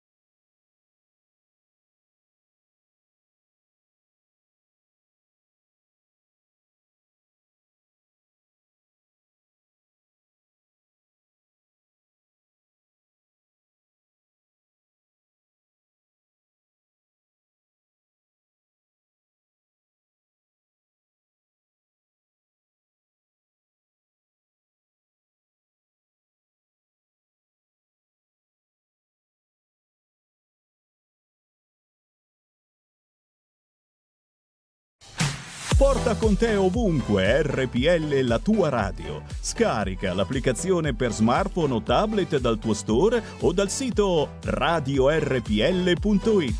Cosa aspetti?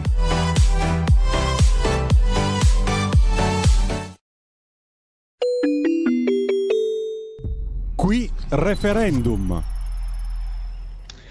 Allora, credo sia già in collegamento dalla Liguria, più precisamente da Genova, Guglielmo Menduni, che naturalmente, se mi sente, saluto e ringrazio per la sua disponibilità. Buon pomeriggio, grazie a voi per l'invito. Allora, Guglielmo, ci faccia un po' un riepilogo, come stanno andando le cose ai gazebo, ai banchetti, magari notizie che vengono dai municipi, chi viene a votare, chi viene a cercarvi, quali sono i referendum, insomma c'è parecchia carne al fuoco, no? Perché quello che posso dirle è che generalmente stiamo riscontrando da parte di voi, da parte vostra, che siete lì a lavorare sul campo per la Lega, per il referendum, mi sembra che ci sia la soddisfazione di vedere un riscontro favorevole e molto, molto positivo. Questo è l'andazzo. Sentiamo come se a Genova è la stessa cosa. Assolutamente sì, il riscontro è molto positivo già dal primo giorno, la partecipazione è stata tantissima, ma non solo leghisti si sono presentati ai nostri gazebo, ma veramente tutta la società civile, persone che direttamente e indirettamente hanno avuto a che fare con la magistratura in Italia E quindi veramente moltissima gente, moltissimi avvocati con cui abbiamo parlato e che quotidianamente riscontrano delle problematiche grosse. Così il tema più sentito, il quesito che viene affrontato forse con più veemenza è quello della separazione delle carriere, soprattutto da parte degli addetti ai lavori. Però sì, noi facciamo tendenzialmente su tutta la provincia di Genova una ventina di gazebo a settimana e il riscontro è sempre molto molto positivo.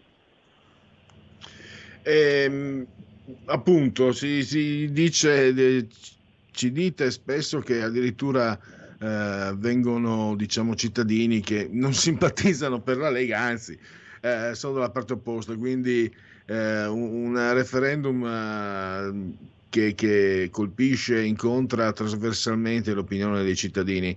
Ecco, mi sembra che più passi il tempo, non so se è l'impressione anche vostra sul campo, vedendo anche come viene trattato l'argomento dei giornali, mi sembra, e questo credo sia un bene, una buona notizia, che più passa il tempo, più questo referendum diventa meno politico e più verso l'opinione dei cittadini, che è un po' quello che ha sempre voluto la Lega, Matteo Salvini, insomma. Ho questa impressione, anche per come viene trattato sui giornali. Si tende a toglierlo alla Lega, pazienza, ma si tende a sottolinearne l'importanza. Assolutamente sì, sono d'accordo. È vero infatti che oltre alla Lega ci sono gli amici dei radicali, anche Forza Italia, Fratelli d'Italia partecipa per 4 quesiti su 6, quindi diciamo che il tema è veramente trasversale. C'è da dire che tanto una riforma della giustizia in Italia va fatta, è un requisito per ricevere i soldi dall'Europa, quindi se viene dall'iniziativa popolare forse per una volta si riesce a fare qualcosa di buono e non esce più un qualcosa dai palazzi del potere dove la gente non ha mai diritto di parola. Diceva allora la separazione delle carriere è, diciamo, quello più sostenuto soprattutto dagli addetti ai lavori, ma anche, diciamo, da comuni cittadini, oppure non so, i comuni cittadini. Io per esempio ho una certa età, lo dico sempre troppo spesso ormai, Guglielmo, ricordo che nell'87 sono andato a votare e ho votato come ha votato l'80% degli elettori, cioè per la responsabilità oggettiva dei magistrati. Tra l'altro, come abbiamo parlato ieri con Ferrari Nasi, che è sociologo, che tiene anche, diciamo, che ha una società che fa rilevamenti statistici, addirittura è aumentata l'opinione dei cittadini, cioè, oltre l'87% vogliono la responsabilità oggettiva. Ecco, volevo qualche diciamo qualche segnalazione sua, qualche ricordo suo, qualcosa su questo, insomma, da quello che ha visto dei cittadini. No, beh, sì, diciamo che quello della responsabilità civile dei magistrati è un tema, anche questo, che trasversalmente colpisce soprattutto il cittadino comune. È chiaro che se un medico sbaglia è responsabile del suo errore, se chiunque sul proprio luogo di lavoro sbaglia è responsabile del proprio errore. Ecco, chi viene a firmare ai nostri gazebo, chi va a firmare nei municipi, nelle sezioni decentrate dei comuni, diciamo che vuole che questo meccanismo valga anche per i magistrati. È chiaro che se un magistrato commette un errore e mette in galera una persona per 9-10 anni privandola della propria libertà, è giusto che ne risponda. Assolutamente. Allora, io direi che possiamo concludere. Lasciamo Guglielmo Menduni ai suoi impegni. Buon lavoro, grazie anche per aver accettato l'invito e grazie per il lavoro che lei insieme agli altri state facendo. Grazie ancora. Grazie a voi, buona serata.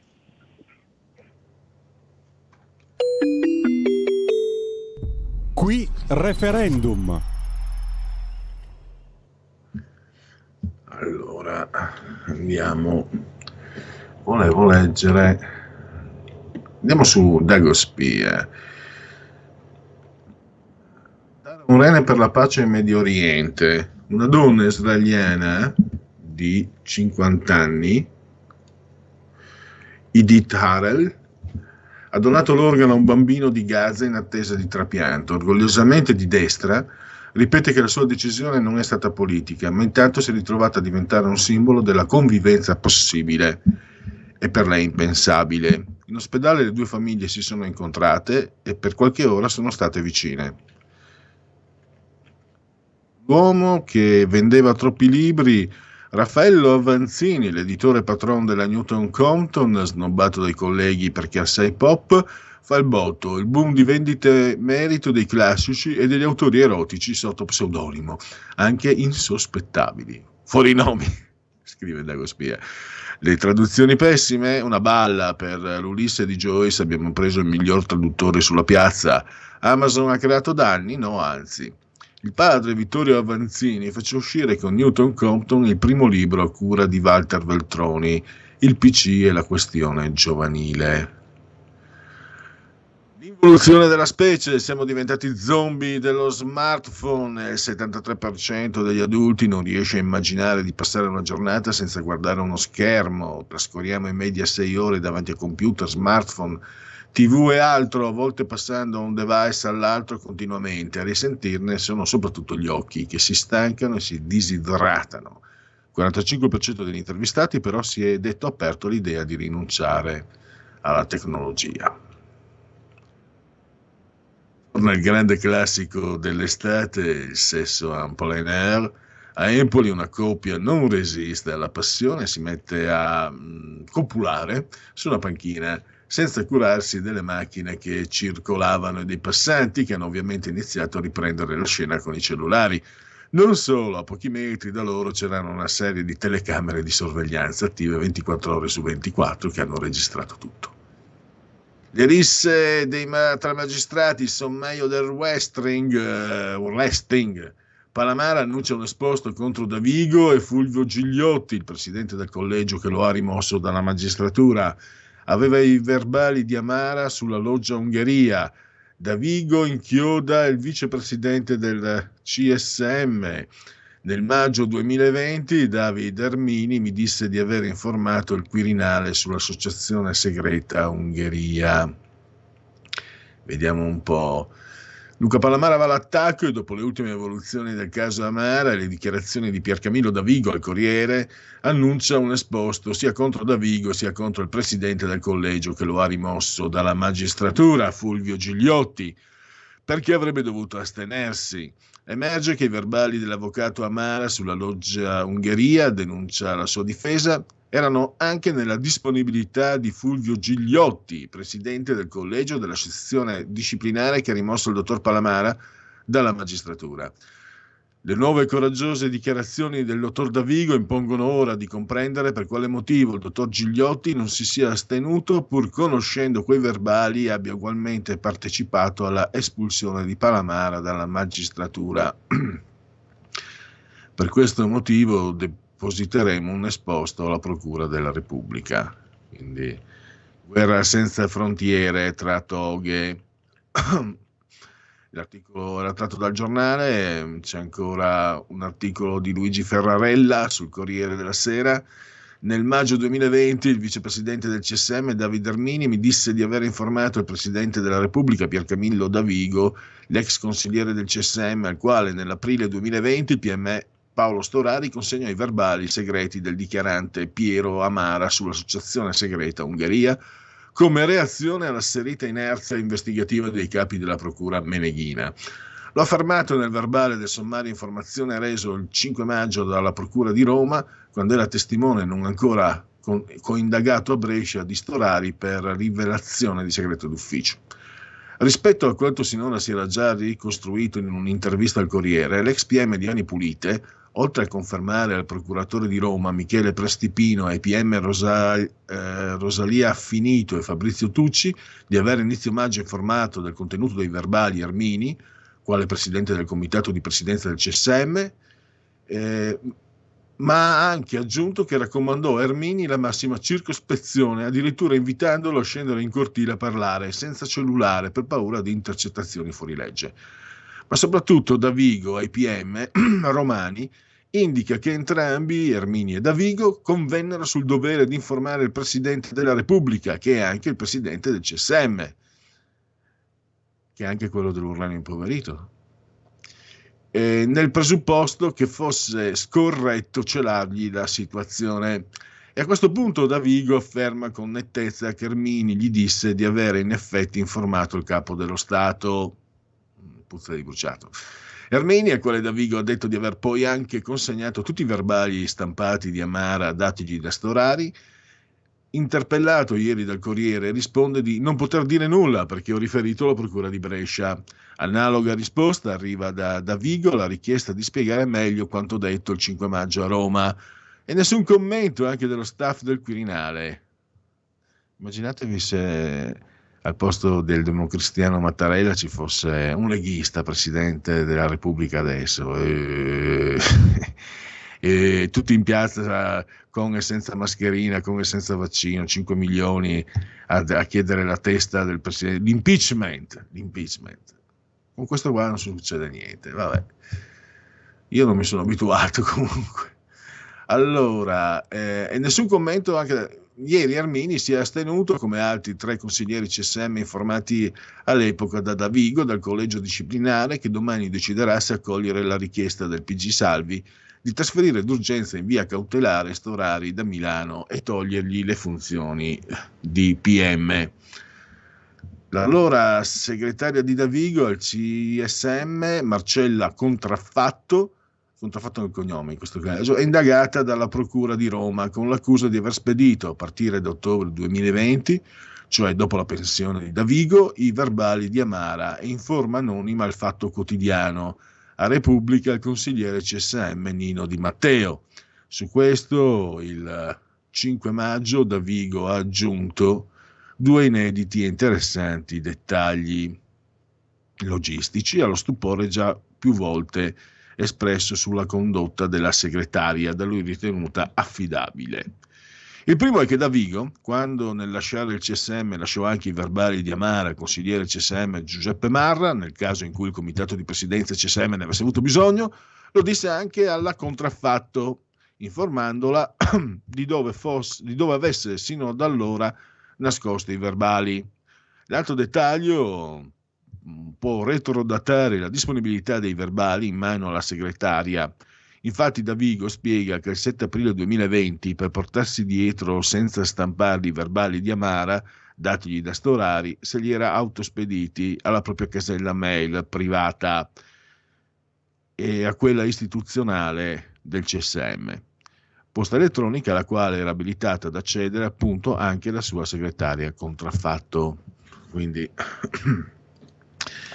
sempre più, aggrovigliato questa vicenda. La Raggi perde il treno, il Comune di Roma sbaglia ancora il bando per i nuovi 30 treni della metropolitana, la seconda volta che slitta e ora c'è il rischio di perdere i fondi da 253 milioni di euro già stanziati da anni, e così Roma perde ancora una volta un'occasione per migliorare il servizio con buona pace dei passeggeri alle prese ogni giorno con vetture fatiscenti e malconce. Flash, il Consiglio dei Ministri previsto per le 11.30 è iniziato alle 13 perché i ministri 5 Stelle erano in riunione con Conte. Poi si sono presentati in Consiglio con la decisione di astenersi sulla riforma della giustizia, come indicato da Conte. Quando Draghi ha capito cosa stava per accadere, ha sospeso il Consiglio, convinto che se 5 Stelle si astenesse in CDM poi farebbe altrettanto o peggio in aula. Super Mario ha accolto alcune richieste grilline, ma Conte sta forzando la mano. Diventa decisivo il ruolo di Beppe Grillo, che può sfiduciare l'avvocato di Padre Pio se prova a far saltare Draghi.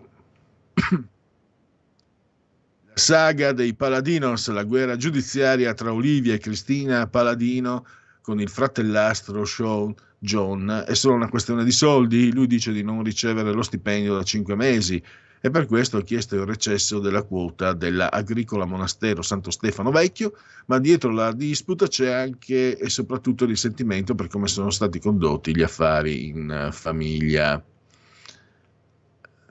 Non è tennis, ma Walking Dead. Torna a casa molto incazzato. Il tennista argentino Schwartzman scapoccia dopo l'eliminazione per il troppo caldo. Inammissibile giocare in queste condizioni. Gli orari delle gare li decidono chi siede in poltrona e guarda il live score con 3 condizionatori accanto. Li ha fatti Viola. Allora, l'immunologa Antonella Viola rimette a posto Cacciari e Agamben dopo le sparate contro il Green Pass. Dopo 128.000 morti serve a tutelare la salute pubblica e a restituire libertà e lavoro. In Italia il 99% delle vittime per Covid-19 negli ultimi 6 mesi non era stato vaccinato. È triste vedere che chi si erge paladino della libertà sia sempre contaminato da un retropensiero complottista. Stangata anche i giornaloni, non è utile dar voce a pensieri antiscientifici. Neanche la libertà, però... Una ducetta questa signora, visto che non vuole neanche la libertà di stampa. Sirene blues per Romelu Lukaku. Il figlio di Abramovic è sbarcato a Milano per trattare l'attaccante. Si parla di un'offerta di 100. No, Romelonu, no, non toccatevelo per piacere. Se n'è andata la barba bionda più famosa del rock, Dusty Hill, il bassista degli ZZ Top. E poi direi che... Arachiri del furetto a squadra donne, le azzurre conquistano il bronzo, ma si devono mangiare le mani. In semifinale con la Francia hanno sprecato un vantaggio di più 11. Fermiamoci per dare il qui Parlamento con Edoardo Zilli. Qui Parlamento. 2 minuti, prego. Grazie Presidente. Ministro, abbiamo sentito parlare di protocolli sanitari, navi quarantena, task force ministeriali. Per l'esattezza 27.469 immigrati sbarcati quest'anno. La domanda che mi pongo da semplice cittadino è: quanto ci costano queste strutture? Non sarebbe meglio quindi forse prevenire il fenomeno migratorio che lei lo sta facendo tornare ad essere un'emergenza per il nostro Paese, visto che già dobbiamo fronteggiare l'emergenza da Covid-19, signor Ministro?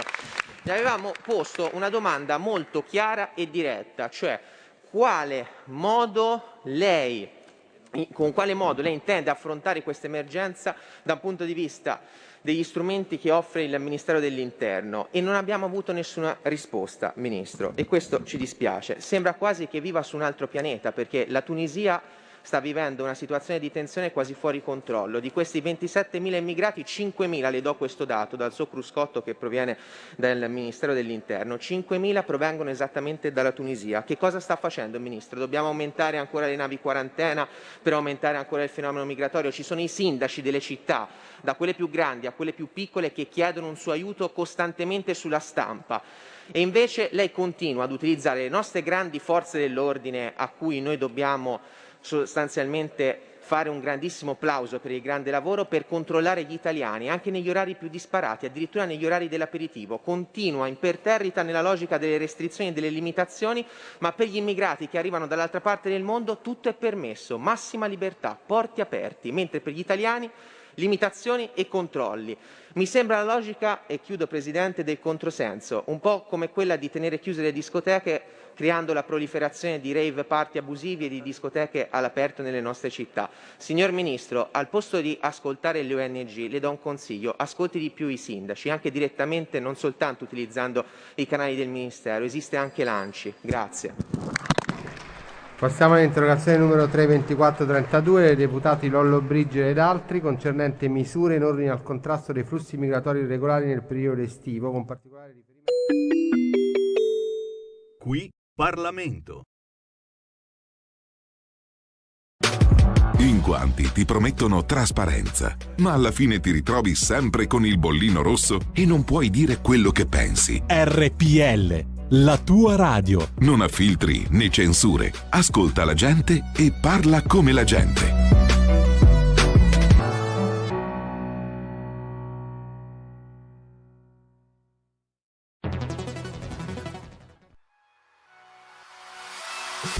Chi sbaglia paga. Ci metto la firma. referendum giustizia. 1. Riforma del CSM. Stop allo strapotere delle correnti. 2. Responsabilità diretta dei magistrati. Più tutele per i cittadini. Chi sbaglia paga. 3. Equa valutazione dei magistrati. I magistrati non possono essere controllati solo da altri magistrati. 4. Separazione delle carriere dei magistrati. Stop alle porte girevoli per ruoli e funzioni. 5. Limiti agli abusi della custodia cautelare. Per una giustizia giusta e un equo processo per tutti. 6. Abolizione decreto Severino. Più tutele per sindaci e amministratori. Firma anche tu ai gazebo della Lega nelle piazze e in tutti i municipi d'Italia. Trovi tutte le informazioni sul sito legaonline.it. Chi sbaglia paga. Ci metto la firma. Referendum giustizia.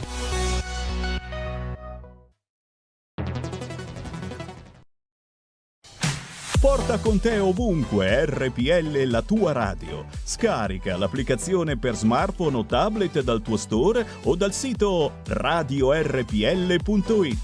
Cosa aspetti?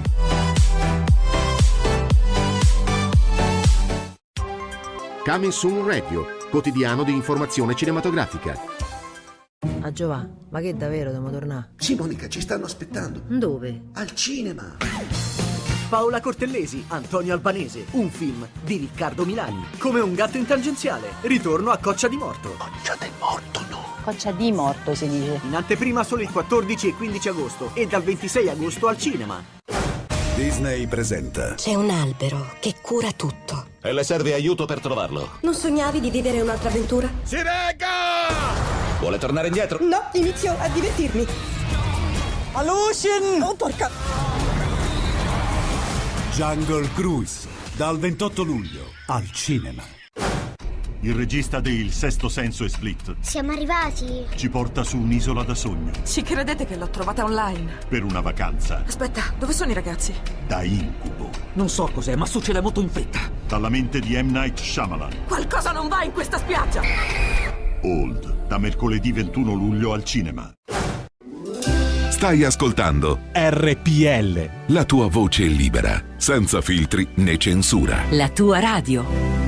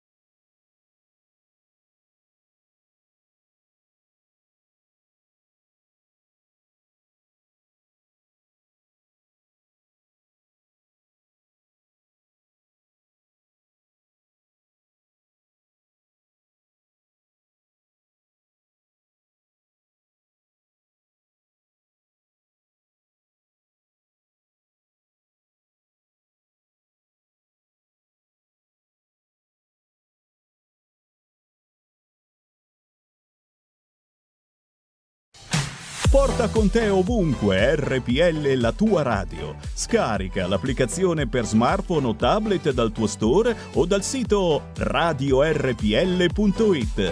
Cosa aspetti?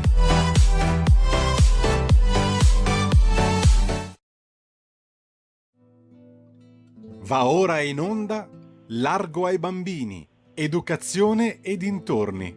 Dove c'è un bambino, c'è un'intera società, con Francesca Corbella.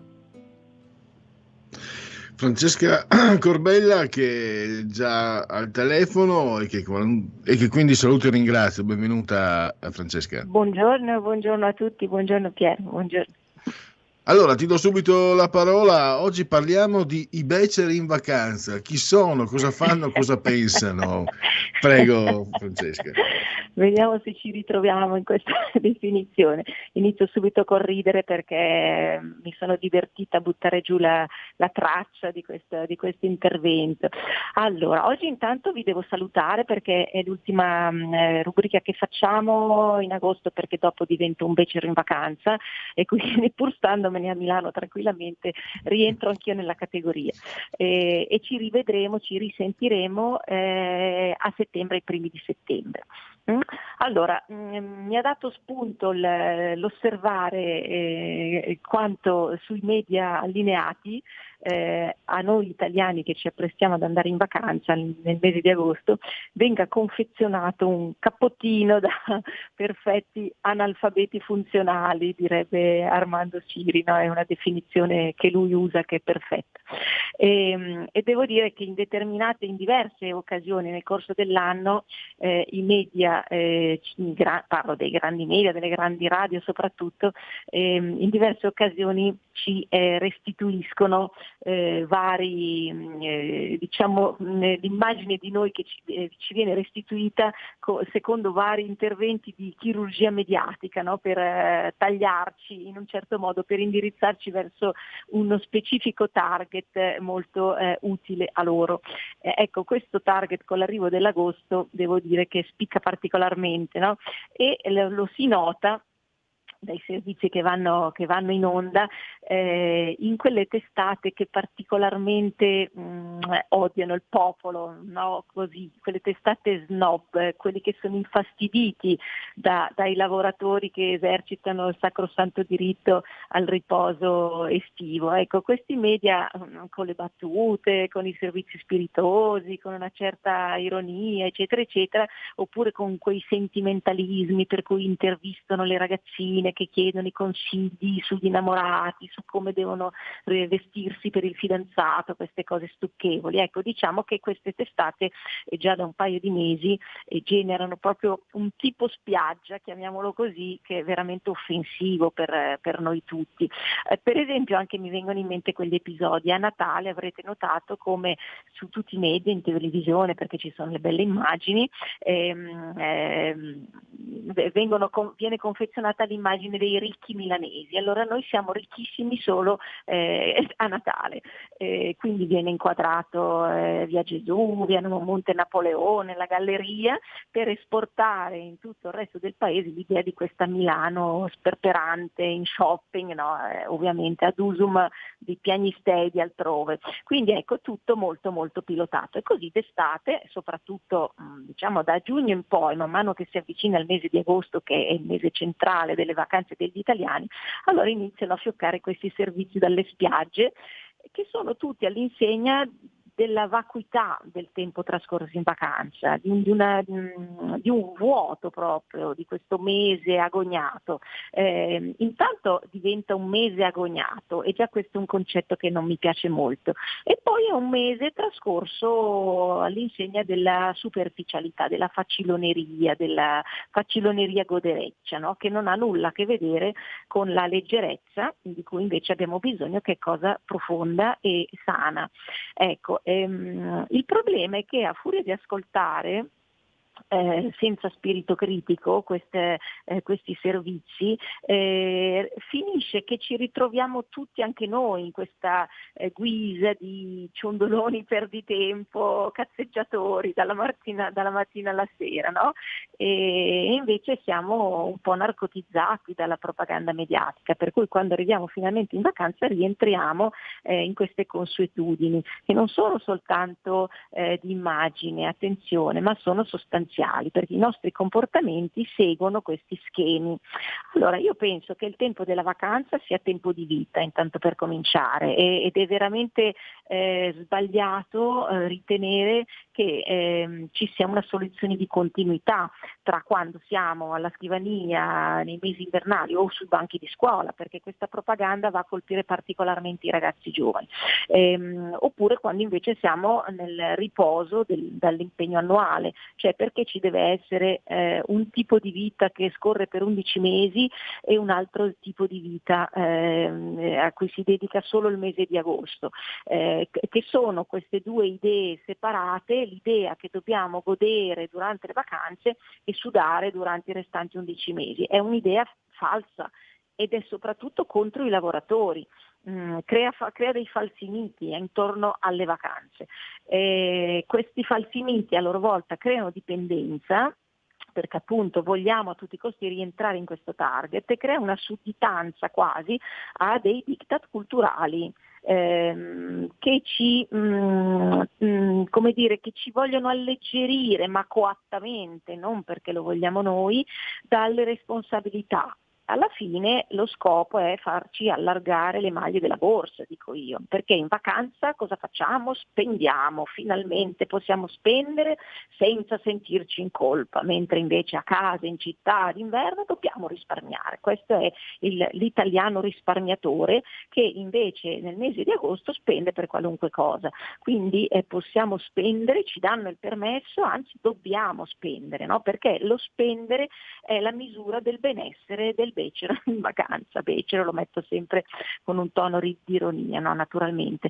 Ecco, poi naturalmente unitamente allo spendere dobbiamo anche viziarci in tutti gli altri modi, per cui per esempio la salute viene congedata perché i rigori salutistici sono sinonimo di pedanteria, di serietà invernale, e infatti in vacanza si beve, si fa tardi, i giovani fanno anche ben di peggio, si mangia in abbondanza perché finalmente il pranzo ci viene servito al ristorante tutte le sere e non soltanto una volta all'anno. Ecco, poi soprattutto in vacanza bisogna rimorchiare, e questo è all'ordine del minuto, che lo sentiamo proprio che si arriva lì e già subito cominciamo a occhieggiare chi c'è di papabile. Quindi bisogna darsi al cucco il più possibile, su questo proprio è come se avessimo solo un mese di tempo per fare questo. Ecco, uso questa espressione rozza, mi perdonerete, ma la lingua deve rendere i concetti, e quindi questo è un concetto basso a cui siamo istigati, e quindi la lingua si abbassa anche lei al livello basico, ecco così.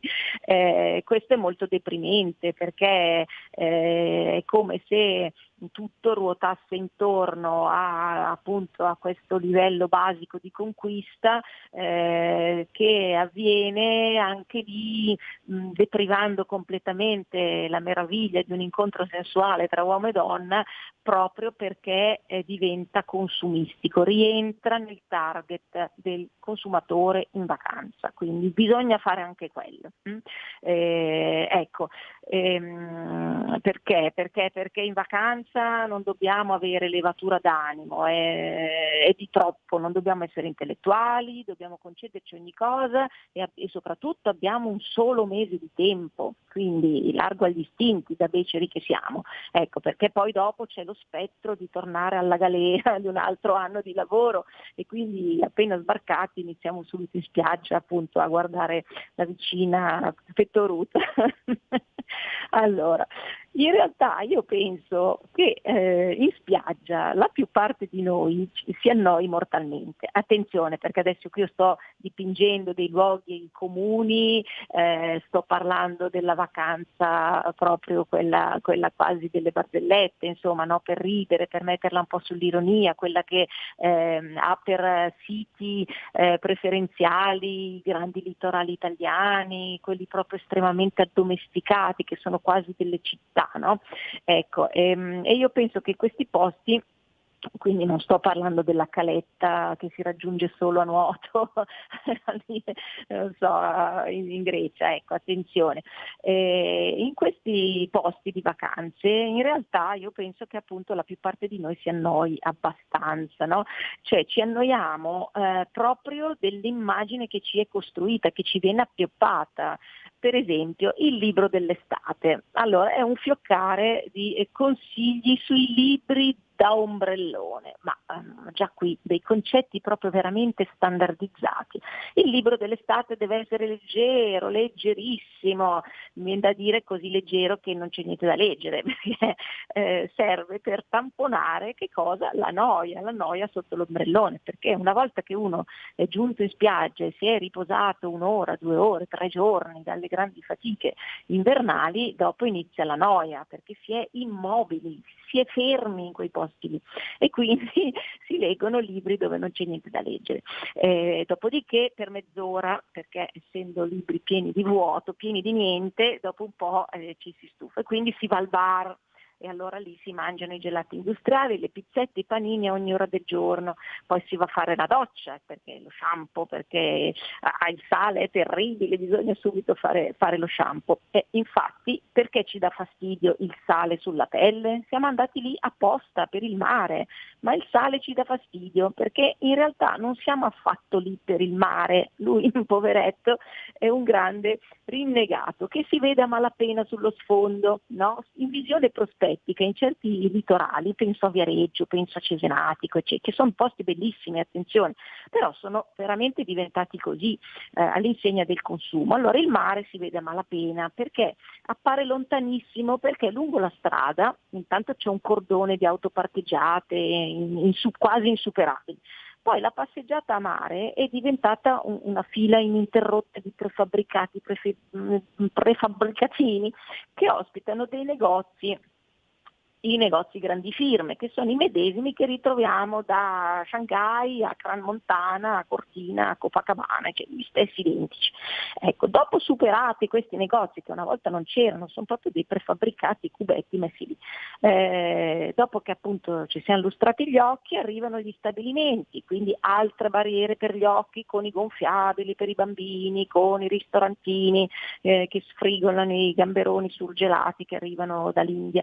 Ecco, finalmente superata la selva di ombrelloni giungiamo alla battigia tramite vialetti perfettamente spazzati dalla sabbia, perché la sabbia è fastidiosissima, e quindi finalmente giungiamo alla battigia e lì vediamo il mare, il grande sconosciuto. Qui entriamo in acqua fino all'ombelico perché non ci interessa più di tanto e poi ci viene subito un po' di brividino, eccetera eccetera. Continuiamo sempre a spiare gli altri intorno per vedere qualche bella fanciulla, qualche solito vitellone impavido si butta facendo grandi schizzi, però insomma la maggior parte un vero bagno con nuotata e con gli occhialini, insomma la maggior parte non lo fa e si limita a rimanere lì intorno a sciaguattare con bambini vocianti, fastidiosi anche quelli.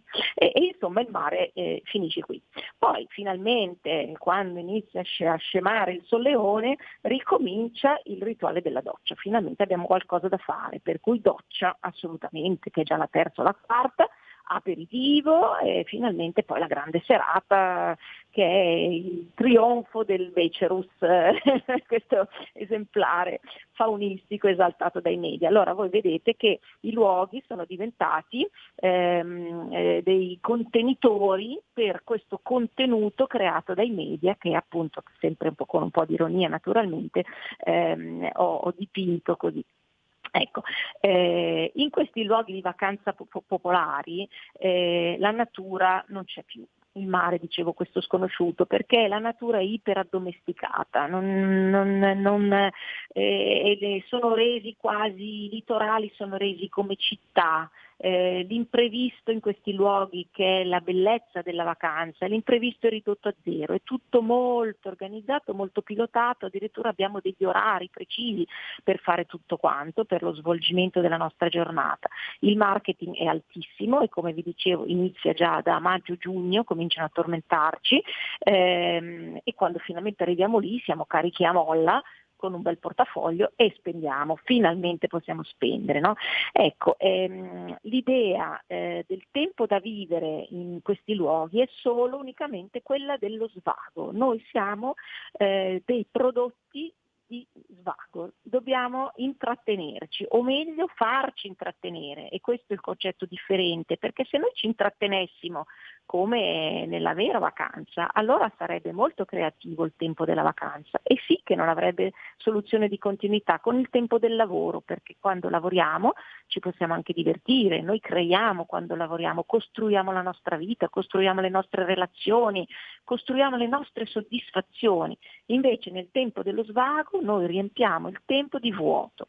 Ecco, e basta, ecco, soprattutto questi canoni e le scelte che facciamo in questi giorni di vuoto vacanziero sono pilotate, sono canoni non nostri personali, ma sono azioni che compiamo, che corrispondono al target che ci viene imposto.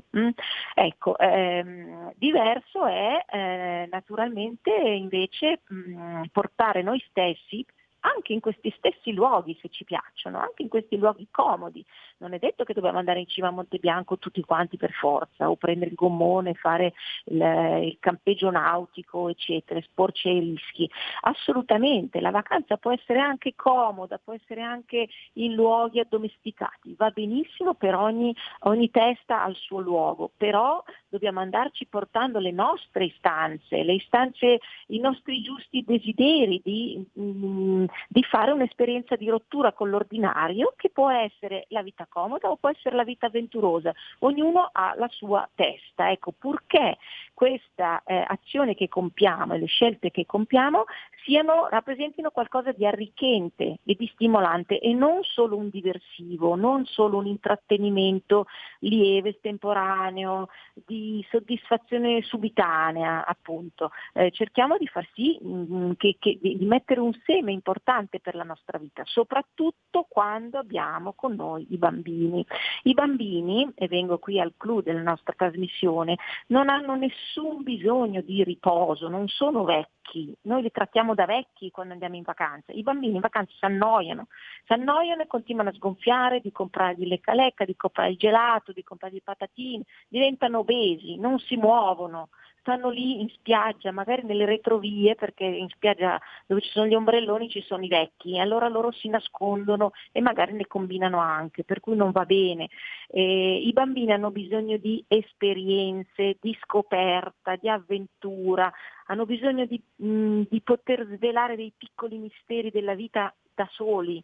Io non so, quando ero piccolina mi ricordo queste pozze limpide con le rocce dove c'erano i granchietti, noi bambini costruivamo dei piccoli habitat per osservare, imparavamo a prendere in mano i granchi, scoprivamo dei pesciolini, per dire, dei giochi con niente, eppure era avventura, era scoperta ed era godimento vero della vacanza, ed era assaporare la libertà, stare nudi col costumino. E invece adesso in questi posti di vacanza dobbiamo fare il défilé con il pareo di Armani. Ecco, quindi i bambini lasciamoli fuori da questo ritmo, portiamoli a scoprire da sé come intrattenersi. Questo dà soddisfazione ai bambini. E inoltre noi siamo sicuri che questo tipo di vacanza ristori anche noi. Ripeto, dopo i primi 2 giorni di sacrosanto riposo, magari uno dorme 2 giorni, e poi siamo sicuri che ci appaghi nel profondo di ciondolare in giro per vetrine, siamo sicuri che poi a settembre riprenderemo, dico a settembre, ma ormai i tempi delle vacanze si sono accorciati terribilmente a 1 settimana o massimo 2 settimane, ma diciamo il mese di agosto, no? Ecco, torniamo a settembre più vitali, più accresciuti, siamo soddisfatti. Ecco, perché abbiamo così bisogno di lievità? Perché se i media confezionano un tipo spiaggia è perché il tipo spiaggia esiste interiormente dentro di noi, è perché loro vanno a costruircelo dall'interno. Sembra un costrutto esteriore, un'immagine esteriore, ma siamo noi che siamo così. Siamo noi che siamo così. Abbiamo davvero bisogno di lievità? Vuol dire allora gravemente che per 11 mesi all'anno viviamo di pesantezza? Forse qui dobbiamo porci qualche domanda. Forse la vera vacanza allora va presa da noi stessi, dobbiamo capire, va presa da un modo di vivere che è anch'esso condizionato a produrre senza requie, con questa fatica esistenziale per cui ci alziamo al lunedì mattina e siamo già stanchi. Siamo sicuri che è un bel vivere? Ecco, abbiamo quest'idea accampata dentro di noi in modo molto persistente di tirare allo spasimo fino al 31 di luglio e poi finalmente coda in autostrada, finalmente che cosa? E dove? Il dove per me non è tanto la bella spiaggia quanto il luogo che è così in senso figurato, sono le braccia di furbi dove noi beceri in vacanza andiamo a riposare, furbi orchestratori di consumatori, ecco, a suon di tormentoni dell'estate. E questa parola ve la dovete beccare perché non l'ho ancora detta, ma raccoglie è il sunto simbolico delle nostre vacanze, di beceri in vacanza, cioè la parola tormentone. Ecco, risuona in ogni radio, in ogni momento, sia la parola stessa, il vocabolo, sia naturalmente la canzonetta scelta ad usum dei beceri in vacanza, no? Allora la parola tormentone è il prodotto di mercanti mediatici che coniano tutto un vocabolario, ma questo per 12 mesi all'anno, non solo per un mese, coniano tutto un vocabolario che noi assimiliamo, digeriamo, utilizziamo, entriamo in quella pelle, no? E finché poi ci comportiamo come loro vogliono che ci comportiamo, aprendo sempre i cordoni della borsa. Ecco, a proposito di questo apro una parentesi, sul Devoto Oli, nelle pagine delle nuove parole, l'evoluzione linguistica, la lingua che cambia, eccetera, eccetera, è comparsa la parola ciaone, capite? Tormentone ormai fa parte dell'Accademia della Crusca, quindi queste parole che sono terrificanti sono proprio espressione dell'abbassamento di livello che in vacanza risulta particolarmente congeniale a questi furbastri orchestratori di consumatori.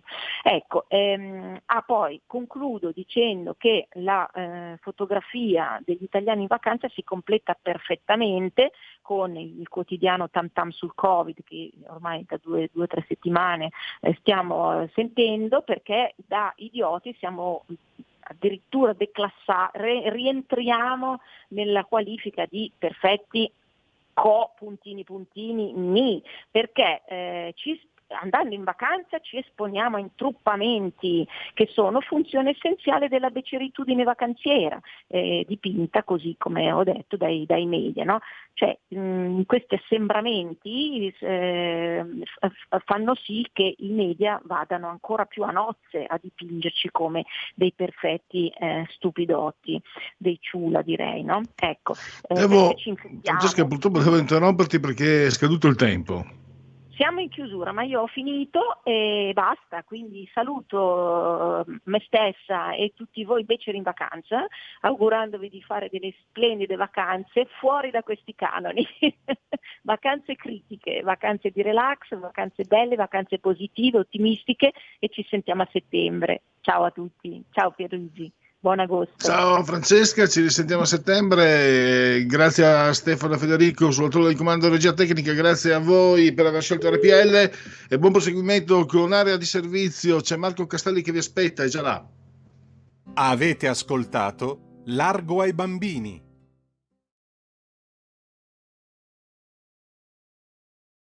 Politico.